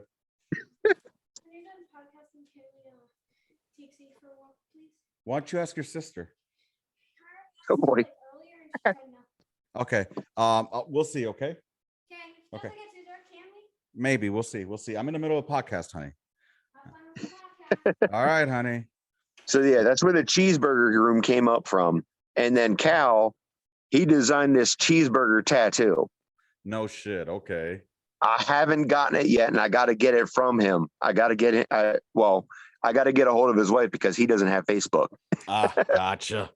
And it's shit like that. Like, especially tattoo wise, like, it means a lot to you, to somebody. They'll be like, he's got a fucking cheeseburger. Why the fuck you got a cheeseburger on your arm? Exactly, bro. Right. Exactly. But to you, you know what it means, Yeah. And okay, so going from there, I left there in 0506 Baghdad, 0709 was Kirkuk. 2010 I went to Colorado. Okay. No, shit. 2009? 2009 I went to Colorado because I had to get shoulder surgery as soon as I got there. Okay. I went to 277, but they had already deployed, and then I deployed late.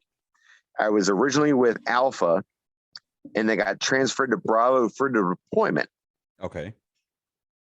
Which, at that point in time, it was still soon enough since Korea.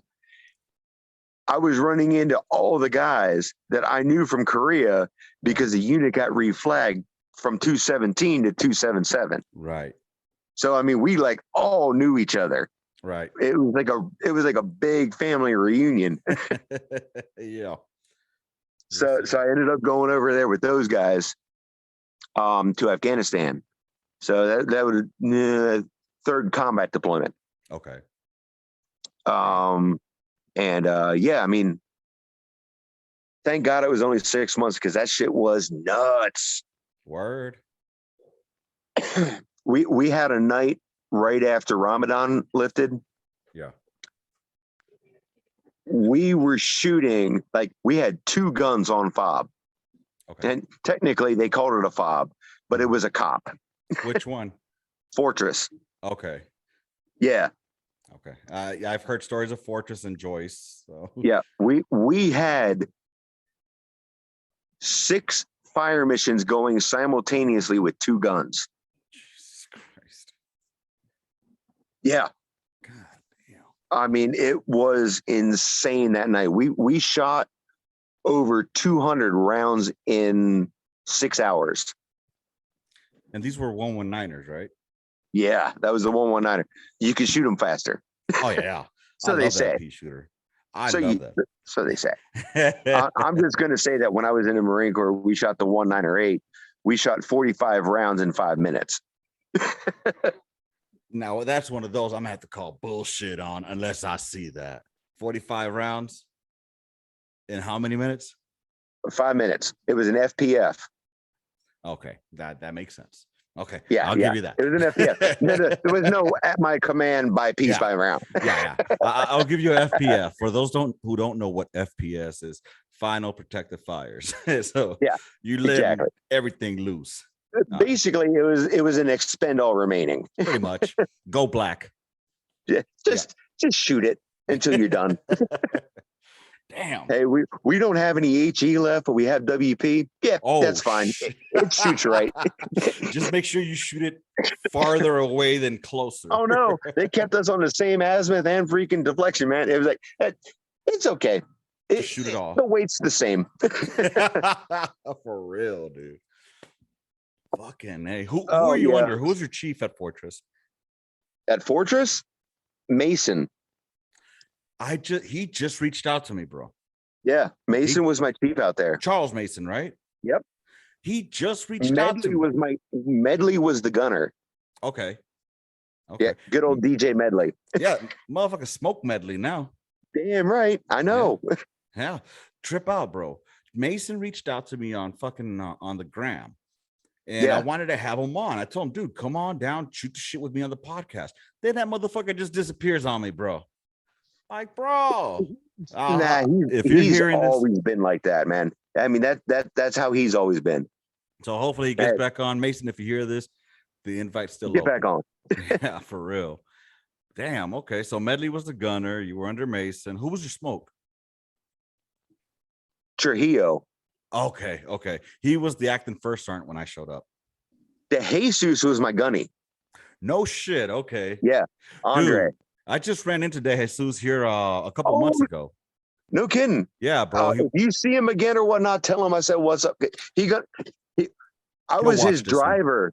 I was his driver before going to Germany. Okay. Oh shit. Okay. I made sure we had the up arm with the AC. Nice. Up armored. I still laugh at up armored. Ain't nothing up armored about those motherfuckers. Peace. Oh no, the one we had was it was one of the 1154s. See, we had 1114s. Yeah. Oh no, the one that we got was actually one of the up armors that they gave to command vehicles. Oh. I snagged that bitch because ours broke down somehow, mysteriously. Mysteriously, quote unquote. Fucking crazy. Hey man, I always knew it was in the parking lot. There you go. Dude, what was Mendoza like back then? Oh my God. I don't know why this guy liked me, but this guy liked me. Get the fuck out of here. Really? He was the guy who made sure I got my freaking sergeant stripes. Oh shit. Okay. Like he was like, he honestly was the guy who made sure I got my stripes.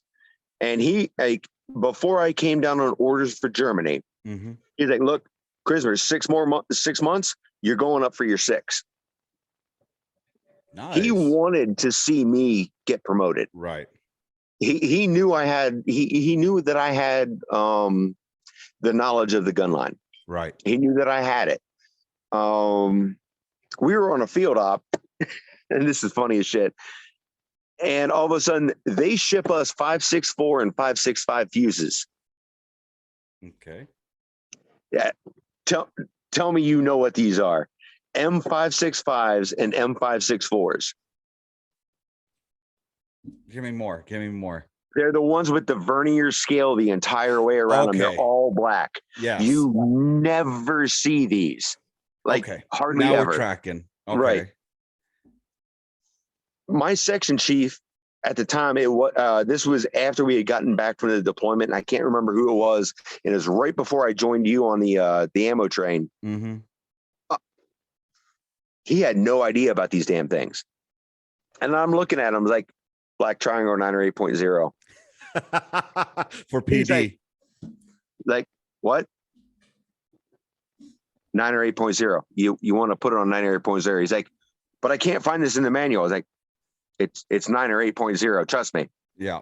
He's like, how the fuck do you know this? It's like, because I shot these in the Marine Corps all the time.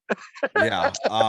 Black Triangle 98. That's gonna be for fucking PD, right? That's to put it for point detonate. It went all the way up to the first sergeant, and they were all like, I don't know. It's like, dude, they actually had to like Google it. Are you fucking wow? That's and I'm sitting there like, I fucking told you. Yeah, dude. I mean, it's because I got a battalion coin out of it, so I'm cool. No, there you go. There you go, dude. I'll tell you who was a worthless fucking gunny, and that was Atchison. I don't know how you feel about him, but to me, I didn't really work with him too much. Okay, to me, he was hot garbage, especially when we went to fucking Afghanistan in 2012, bro. That was right after I got back. Yeah, this guy was hot basura caliente. He felt all fucking high speed because he was the Mike Golf out there in Afghanistan on Gamberry while we were training the ANA. And it's like, dude, you're not really a Mike Golf. You know that, right? Anyways, you're just a golf with an extra stripe. He couldn't even.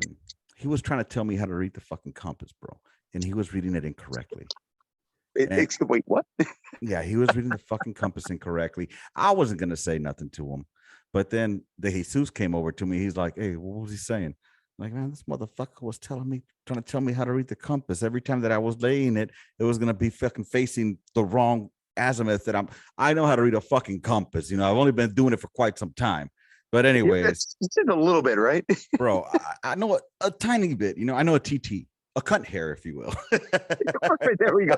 Going back to that one. Nice little circle back there. But no, I mean, he ended up fucking going warrant. You know, thank God. Oh, that's God. where he belongs. I remember exactly who you're talking about. Yeah, because I was on Rear D for that one.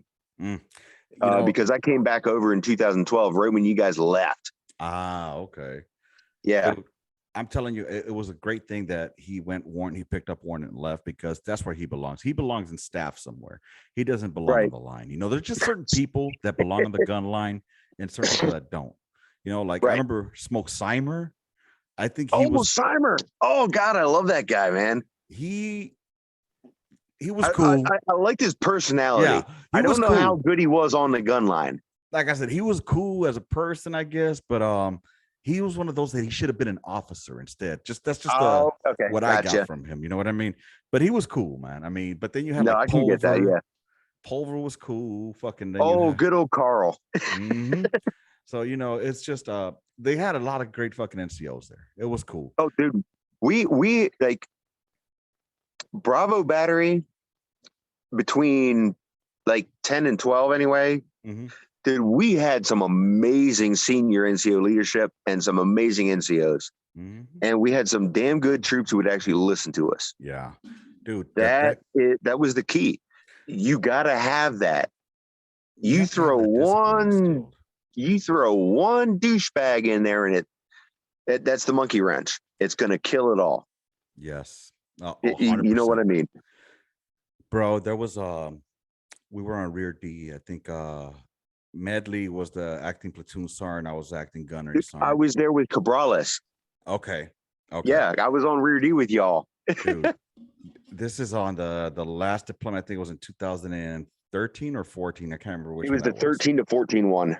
Okay. Because as I was heading out in October of 14, they were just starting to filter back in. Okay. From over there. Yeah, because that's when I was already starting. I was already in my med board process, pretty much getting ready to fucking be gone. You and Bordeaux.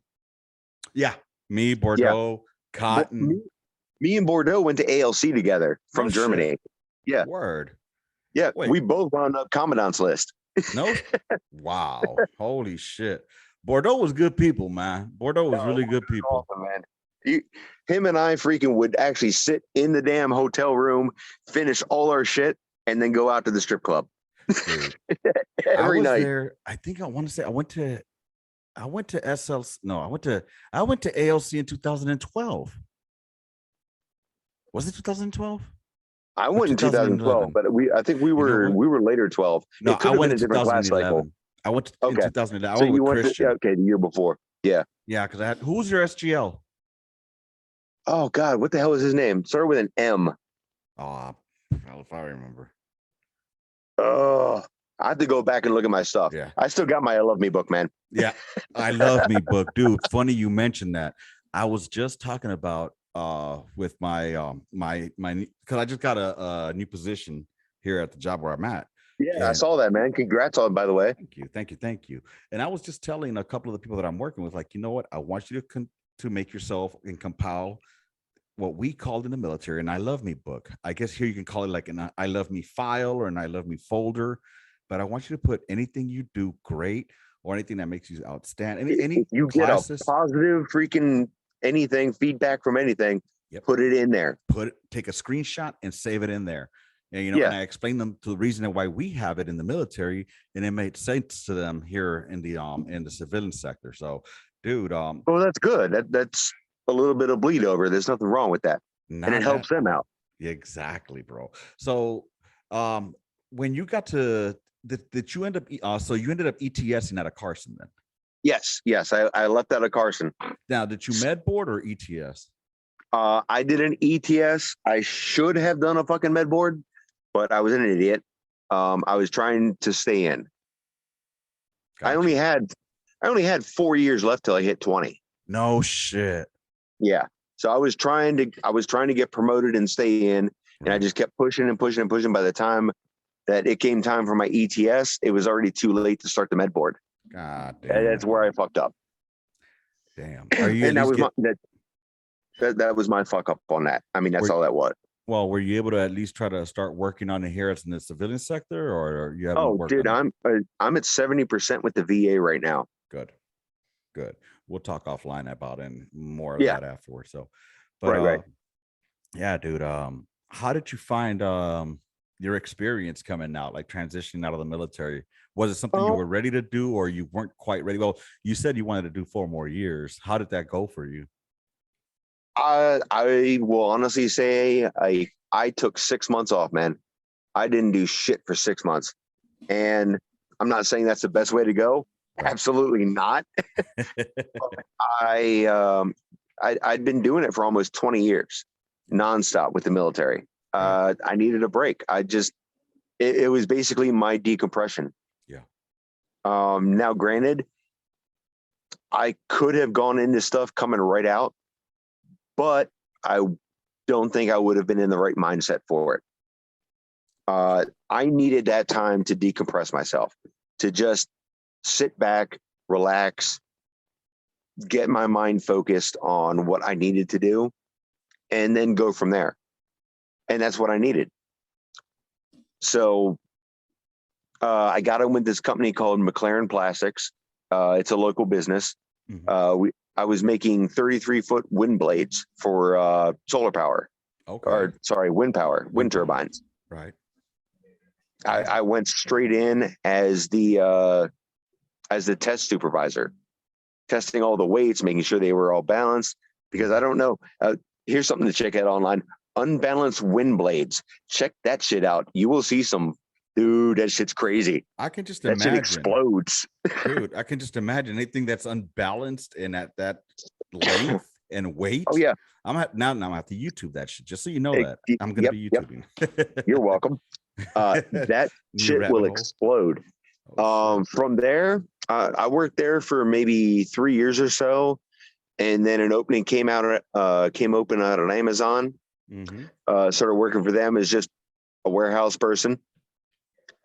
I learned the entire outbound process, from picking to packing to ship dock to loading the trucks, or building the boxes. Yeah. I learned that in about 6 months. So they made me a trainer. Oh, nice. Okay. So I was training everybody that came into that building for like almost 5 years. Okay. Shit, dude. So do you think how much do you think your prior military service assisted you Oh, with with the your training civilian part, sector? absolutely. Um, with training people, that definitely helped Okay. because I took the way that I basically train new people coming in doing certain things Right. and adapted it. And okay, so you've got your shitheads every once in a while in a class, which you just start ignoring them and you go with the Right. people that want to actually learn. Yeah. I mean, honestly, yeah, it's a shitty thing to say, but you know what? Survival of the fittest. Amen. Amen. Bro, there was this one fucking joker. Bonsu. I hated that motherfucker. God damn. You just get that guy that just oh, you're going to be under my skin for the rest of my life, and I know it. Oh God, dude. I went off on that motherfucker so hard, bro. This was at the time when Medley was acting Platoon Sergeant and I was acting Gunny. And You're right. fucking this motherfucker Bonsu was on crutches, but he didn't have a profile for it. And he was just basically having that shit just for show. And Oh then he wow. wouldn't go to parade rest when we were talking to him. So I was like, you know what, Bonsu, come here. Cause I'm not gonna fucking have him talk to Medley like that, in front of the Right. Joes and shit. Like, come on, Bonsu. I took him over by to the chief's office. Bro, when I tell you I went off on him, I'm talking about I went off, bro. Oh Like they could hear no. me all the way down the hallway, down, but through the whole cough. I was going off. Then the other NCOs came in, like, come on, Lopez, get out of here, Lopez. I was about to put my fucking hands on that guy. You can't go at Oh, me. You can't yell at me like that, Staff Sergeant. Shut the fuck up, Bonsu. God, dude, I was fucking going nuts on that kid. been there, done Anyway, that. Oh yeah, God, yeah. but unfortunately, some of that, in my transition to the civilian sector, I had to work on that. Well, yeah, How did we you we all find do. that? Yeah. There's that fine line that you've got to realize that not everything you can do in the military is 100% relatable to the civilian sector. Especially when you were in field artillery. Doesn't really translate well to the outside Yes. sector. Especially when you never dealt with women. Oh my God, bro. I went to work in a call center, bro. Yeah, I know. 85% I remember women. that. Holy fuck. I'm still working in the same place, so I had to make some adjustments, man. But Apparently, you did well with that I because have. although you do seem to have less hair. Oh, I just cut my hair. I had to cut it Oh, bald, okay, okay. but it is thinning out, as you can see. That's why I wear the hats. As you can see, mine's going gray. So I mean, Hey, that's it. It's trade off. it is, man. It is. I mean, but dude, what's crazy is, you know, I faced a lot of challenges, personally coming into the civilian sector. Well, yeah. What challenges, if any, that you face when you were Oh coming in? God, just trying to get over that military mindset. Really, that no. I know what this is. I know how to do it because I read the manual. Mm-hmm. This is the way you're supposed to do it. Why are you telling me to do it this way? I'm gonna smack the shit out you. Right. Apparently, that is not a good thing to say to your boss. Yeah, that might ruffle a few feathers there.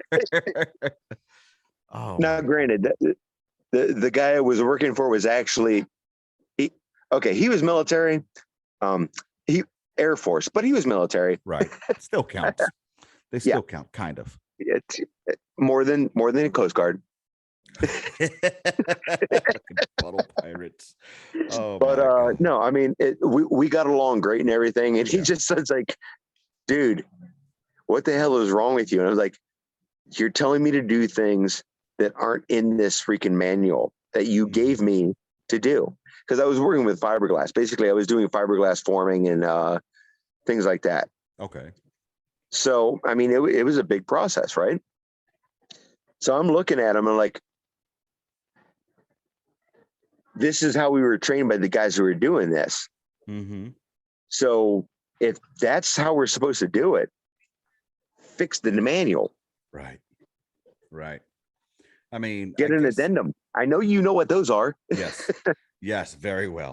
You know what I was But yeah. thinking though? I mean, could it be something along the lines of like when, you learn how to do crew drills to the standard, but then Yeah, you learn how to basically. shortcuts. You know what I'm saying? Right. So, And that's fine. And this was way off of that. oh, okay. Never mind, man. What would you Like, think? Let me ask you something, Chrismer. What do you yeah. think one of the myths about coming from the military sector to the civilian sector, what do you think are one of the myths that a lot of military personnel need to snap out of believing when they leave the military to the civilian sector? Okay, you're not going to kill anybody if you don't have to.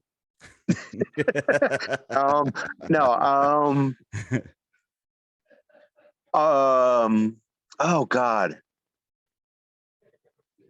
Well, why you think of one? Most of the people that I've worked with, anyway, Mm-hmm. don't have that stigma against the military that we all think they do. Okay. That would be the biggest one, I would say. And when you say stigma, which one? That one that basically the one we're all afraid of is like, okay, we're going to get out there, we're going to get a job, and we're going to work for somebody who just has it out for the military because either they weren't in or they're some tree hugging hippie. Gotcha. But I Gotcha. people aren't like that getting out of the military, and as long as you're genuine with them, and as long as you let them know where you're coming from and everything and find out, okay, this is the way that you want things to run, okay, you're going to be okay. But I think the hardest part is breaking yourself from that. I would say the hardest part is breaking yourself from that. Everything has to be done perfectly every time. Gotcha. Because you're not dealing with perfect anymore. You're not dealing with that. No, everything's got to be perfect anymore. You're dealing with that. Okay, it's got to get done. Right. Okay. And as long as you do it pleasantly, then you should get paid on Friday then. Exactly. Now, or whatever day you get paid on. One of the I think one of the, and I like to put this, especially the young guys, E134s when they get out, even E5s, shit, even E6s. When y'all get out, don't expect to start making $100,000 a year. Oh fuck no. You're gonna start from the bottom again. You really are. Unless you get that freaking real good job. Yep. Unless you got that hookup, you're gonna definitely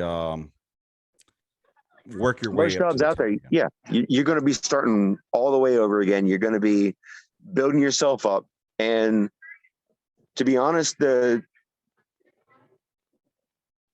you're only going to move up as fast as you let yourself move up. I'll give a caveat to that, depending on the type of depending on the type of work environment you're in.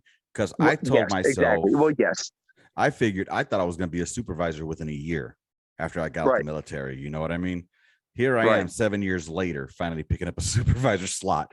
So, again, you're also doing like Spanish translations in Texas.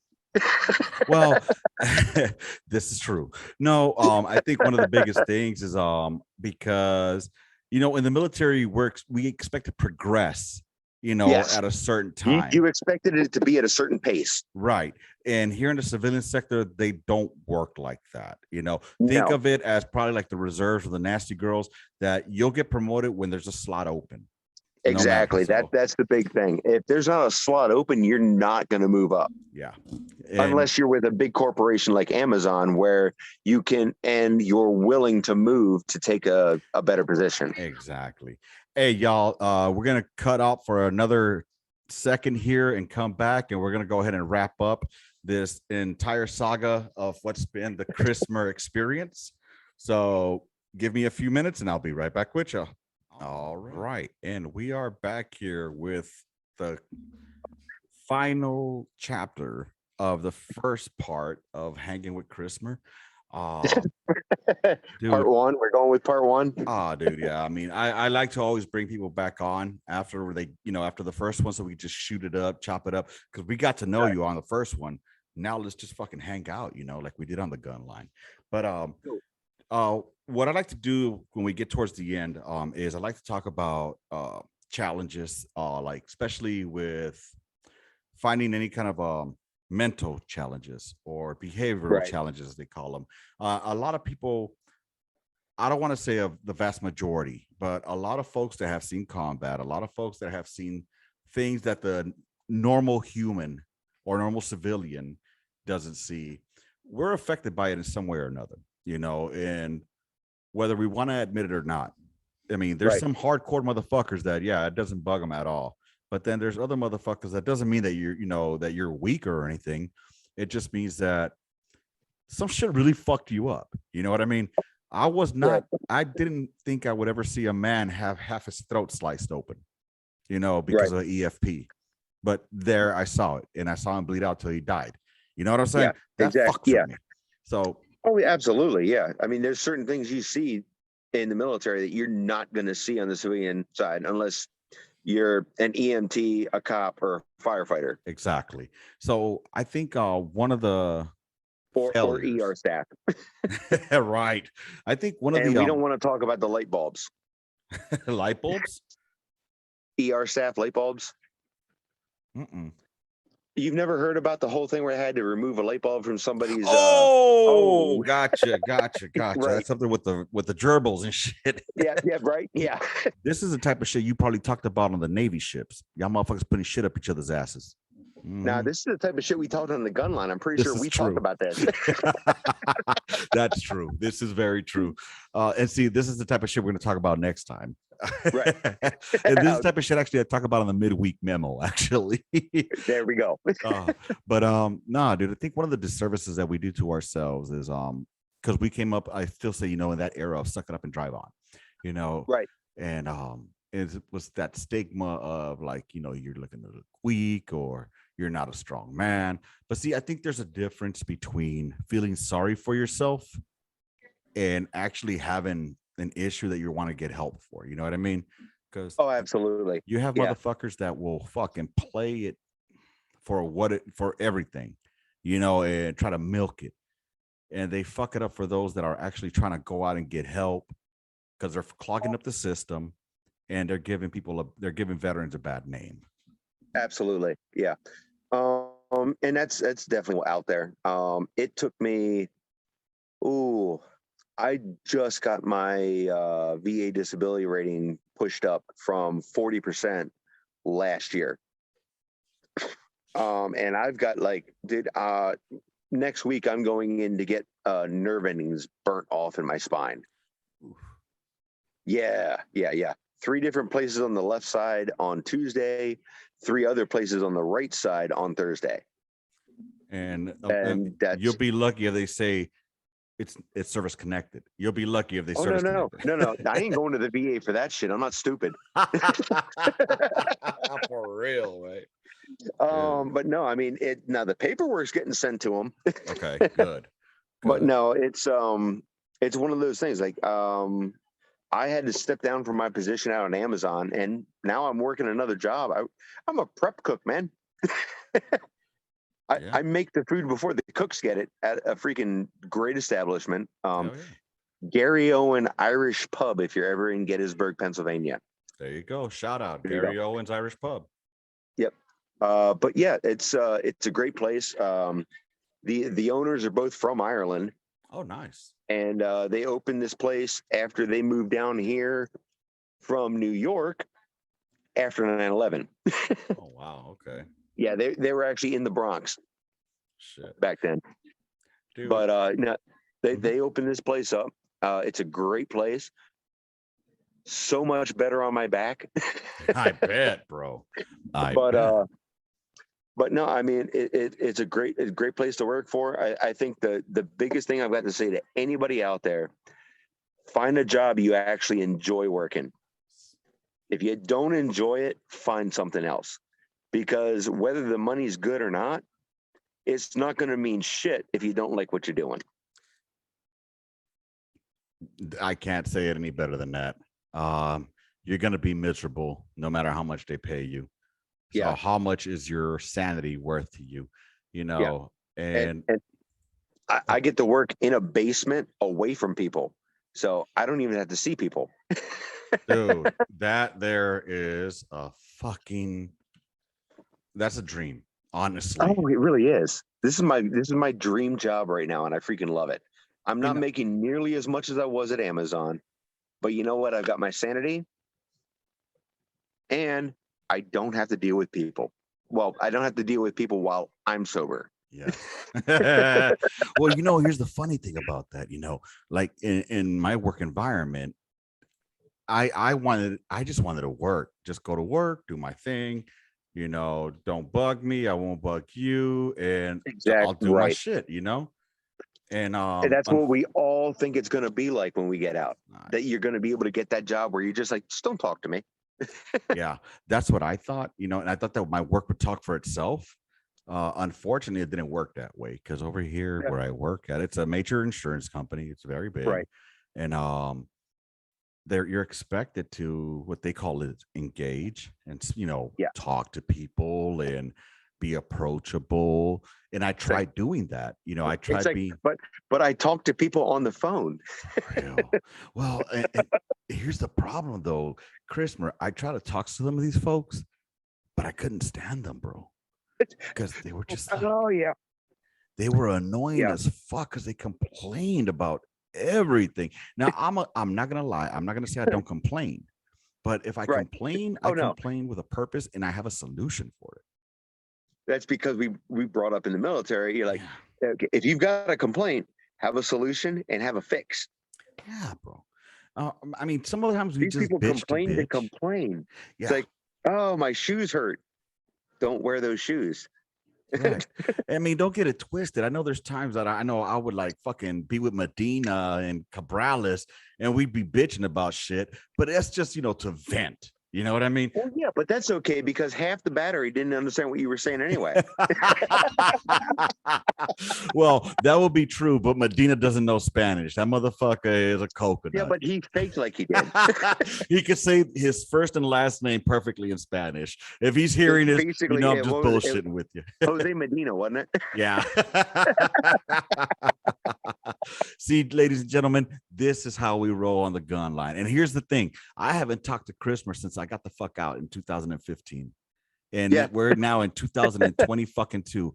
And nothing has fucking changed, bro. Like, I mean, we just pick up where we were last left off. And that's the veteran community. That's the camaraderie we have. That's the purpose of this podcast, to reunite, to fucking not rekindle. That sounds fucking faggoty as fuck. To Hey, nothing wrong with Kindle, man. I do like Amazon Kindle. I read books. Oh my God, dude. I'm not gonna lie. I just got into audiobooks personally. I like hearing motherfuckers read to me, especially when it's the author. That shit sounds clean. I know. You got to check out some of those that they have with Morgan Freeman. Oh, I'm not gonna lie. Morgan Freeman reading you a book is like, I'm asleep. Bro. I will go to sleep quick. I bet. I mean, I could just anytime I read anything with Morgan Freeman in it, I read it in his voice, and it facts. Wasn't that way. Facts. Andy did not know he was gonna get raped by the sisters. It's like, damn. Ooh, you had to go there. Yeah, man. That's the one movie I can remember the most with Morgan in it. As many as he's been in. Go Shawshank. But yes, sir. But I think about it this shit right here is the type of shit that I missed out here in the civilian sector. Like it's that whole thing, man. It's that brothers from another mother, sisters from another mister thing. Yeah, dude. And your skin might not be the same color, but you know what? We all green inside. Yeah, bro. And exactly. I mean, unless it's in the pecker and that shit's green, something wrong right there, Chief. You need to go get him. Yeah. They have ointments for that. Dude, it's a fucking trip to me. But ladies and gentlemen out there listening to us here, if you do have any issues, and go seek help. And if you're a motherfucker out there that claims to be there for another motherfucker when they're going through trouble and shit, or they're having issues. Really be there for them. Don't just fuck. If you see the phone ringing, answer it. Or at least reply text. Be like, hey, dog, I know you. I'm right here for you, dog. But it's like 3 a.m. You know what I'm saying? At least reply. But I would say, hey, answer. I'm at work. You got like, give me like, I'll be on break then. Exactly, dude. But don't just fucking leave the motherfucker hanging. You know what I mean? Because if you're telling the motherfucker I'm here for you, and when they reach out, you're not there for them, you're a fucking piece of shit, bro. You're up there with the motherfuckers that fucking you are what they call a hypocrite. A piece of shit. I'd go with it. Yeah, You're a we'll go with hypocrite that piece too. of shit. So don't be that guy. And if you, hey y'all, if y'all need somebody to fucking, vent to or whatnot, shit, call your battle up, dog. I mean, and go ahead, brother. There's a good one there's a good one for you also. When you get out, when you get to where you're going as a civilian and everything, surround yourself with good people. Find good people that are going to be there for you. Good friends that are going to have your back. Yes, sir. Even if it's not the military friends, if you have friends with you, you're going to be able to make it. Yeah, man. Watch out for the freaking two-faced bitches. Sorry, bastards. Many of them. Well, both. Nah, there's many of those people out there. Yeah. And what sucks is, we want to look at them, through rose tinted glasses. Yeah, you want to give them the benefit of the doubt. Like, there's going to be great people. Sometimes you don't give them the benefit. Yeah, they mess you up. Move on. Yeah, I tell people at work, specifically at work, I'll trust you, and I'm going to give you my trust. I'm going to respect you. But the moment you got one chance. Yeah, but here's the thing: the moment that you burn me one time, bro, I'm cutting you like a cancer, chief. You're done. Yeah, bud. You're done. I will say hello to you at work. I will say goodbye to you at work. I will be professionally respectful. You will be cordial. But from there, you can go fuck yourself. I had a supervisor, bro, who burnt me. I told that motherfucker from day one, don't fuck me over. He fucked me over. Just like that. Cut him out. And he would get mad, like, oh, why don't you talk to me? Like, I told you, I'll work with you because you're my boss. I'll do my job. But afterwards, don't try to have a conversation. Yeah, don't try to have a conversation with me. It's not like that, chief. You know what I mean? You could suck a fucking left nut with that bullshit. Because one thing, here's the thing.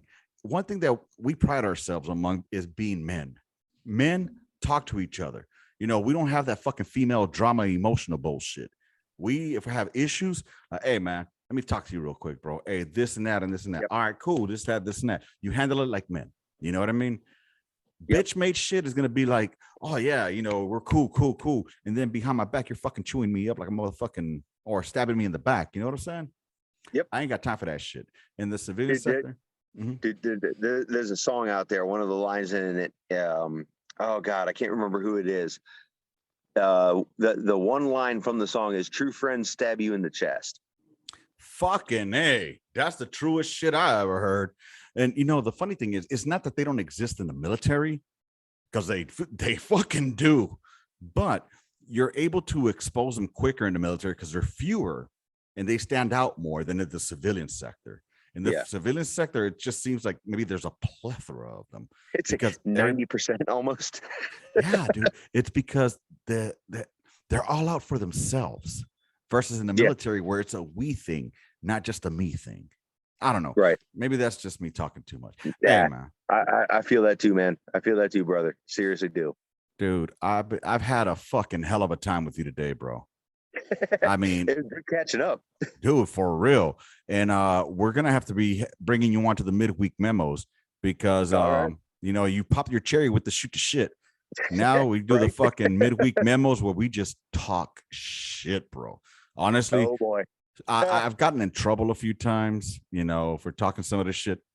Why do you think my podcast doesn't grow? It doesn't get pushed on YouTube, because of the shit that I say, the shit that I talk, the algorithms, you know what I mean? But my podcast is not for everybody.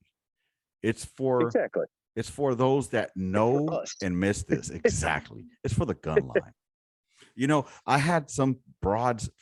No, there was a broad specifically a couple of them that didn't like the fact that I was talking shit about fake titties because I said I don't like fake titties.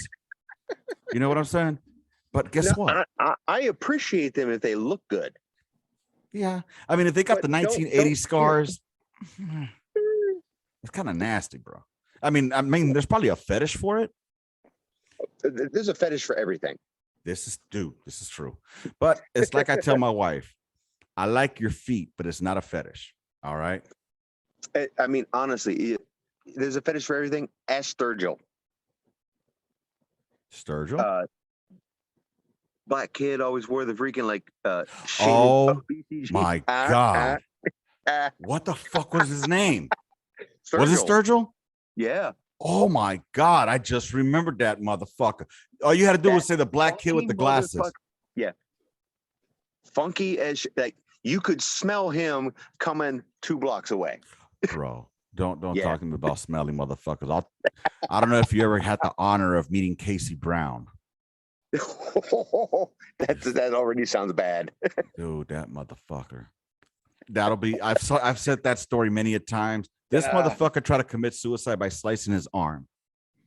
And now he got 80%. On the top side? On the top side of it. Not even on the underside. Not even, bro. Not even trying to cut an artery. You know. So now what I tell him is it's north and south, not east and west. But and on the wrist. Yeah. But I mean, I'm not trying to help you. And this is why I don't get lots of followers. Because I talk a lot of shit, but this is how we do it on the gun line. This has been one of my fucking favorite fucking episodes, bro. I've had a fucking great time. And I'm gonna have to, man. Dude, I need to bring you back on here, whenever you want to come on, and just chop it up. Hit me up, man. Dude, no doubt. Honestly, this is one of the best therapeutic sessions that I always have is this. It's like I say, I coined this shit as therapy without the therapist. You know what I'm saying? So, right. But yeah, okay. My brother's calling me right now. Let me go ahead and wrap this shit up. And, but yeah, bro, it's been a great time with you. And, I'll go ahead and end this shit up right now. So everybody out there on the gun line, make sure y'all have a great, safe week. This is dropping, by the way. Today's May 11th. It'll be dropping on Friday. So y'all have a great weekend once y'all hit this shit. Chrismer, thanks for being on here, brother. I'll catch you here hopefully soon. Once again, and we'll chop it up. All right, brother? And of course, it's going to be dropping on Friday the 13th, right? Friday the motherfucking 13th, baby. Wouldn't have it a better way, the Gunline way. With that said, y'all, rounds complete. In the mission, Gunline out. Bye, motherfuckers.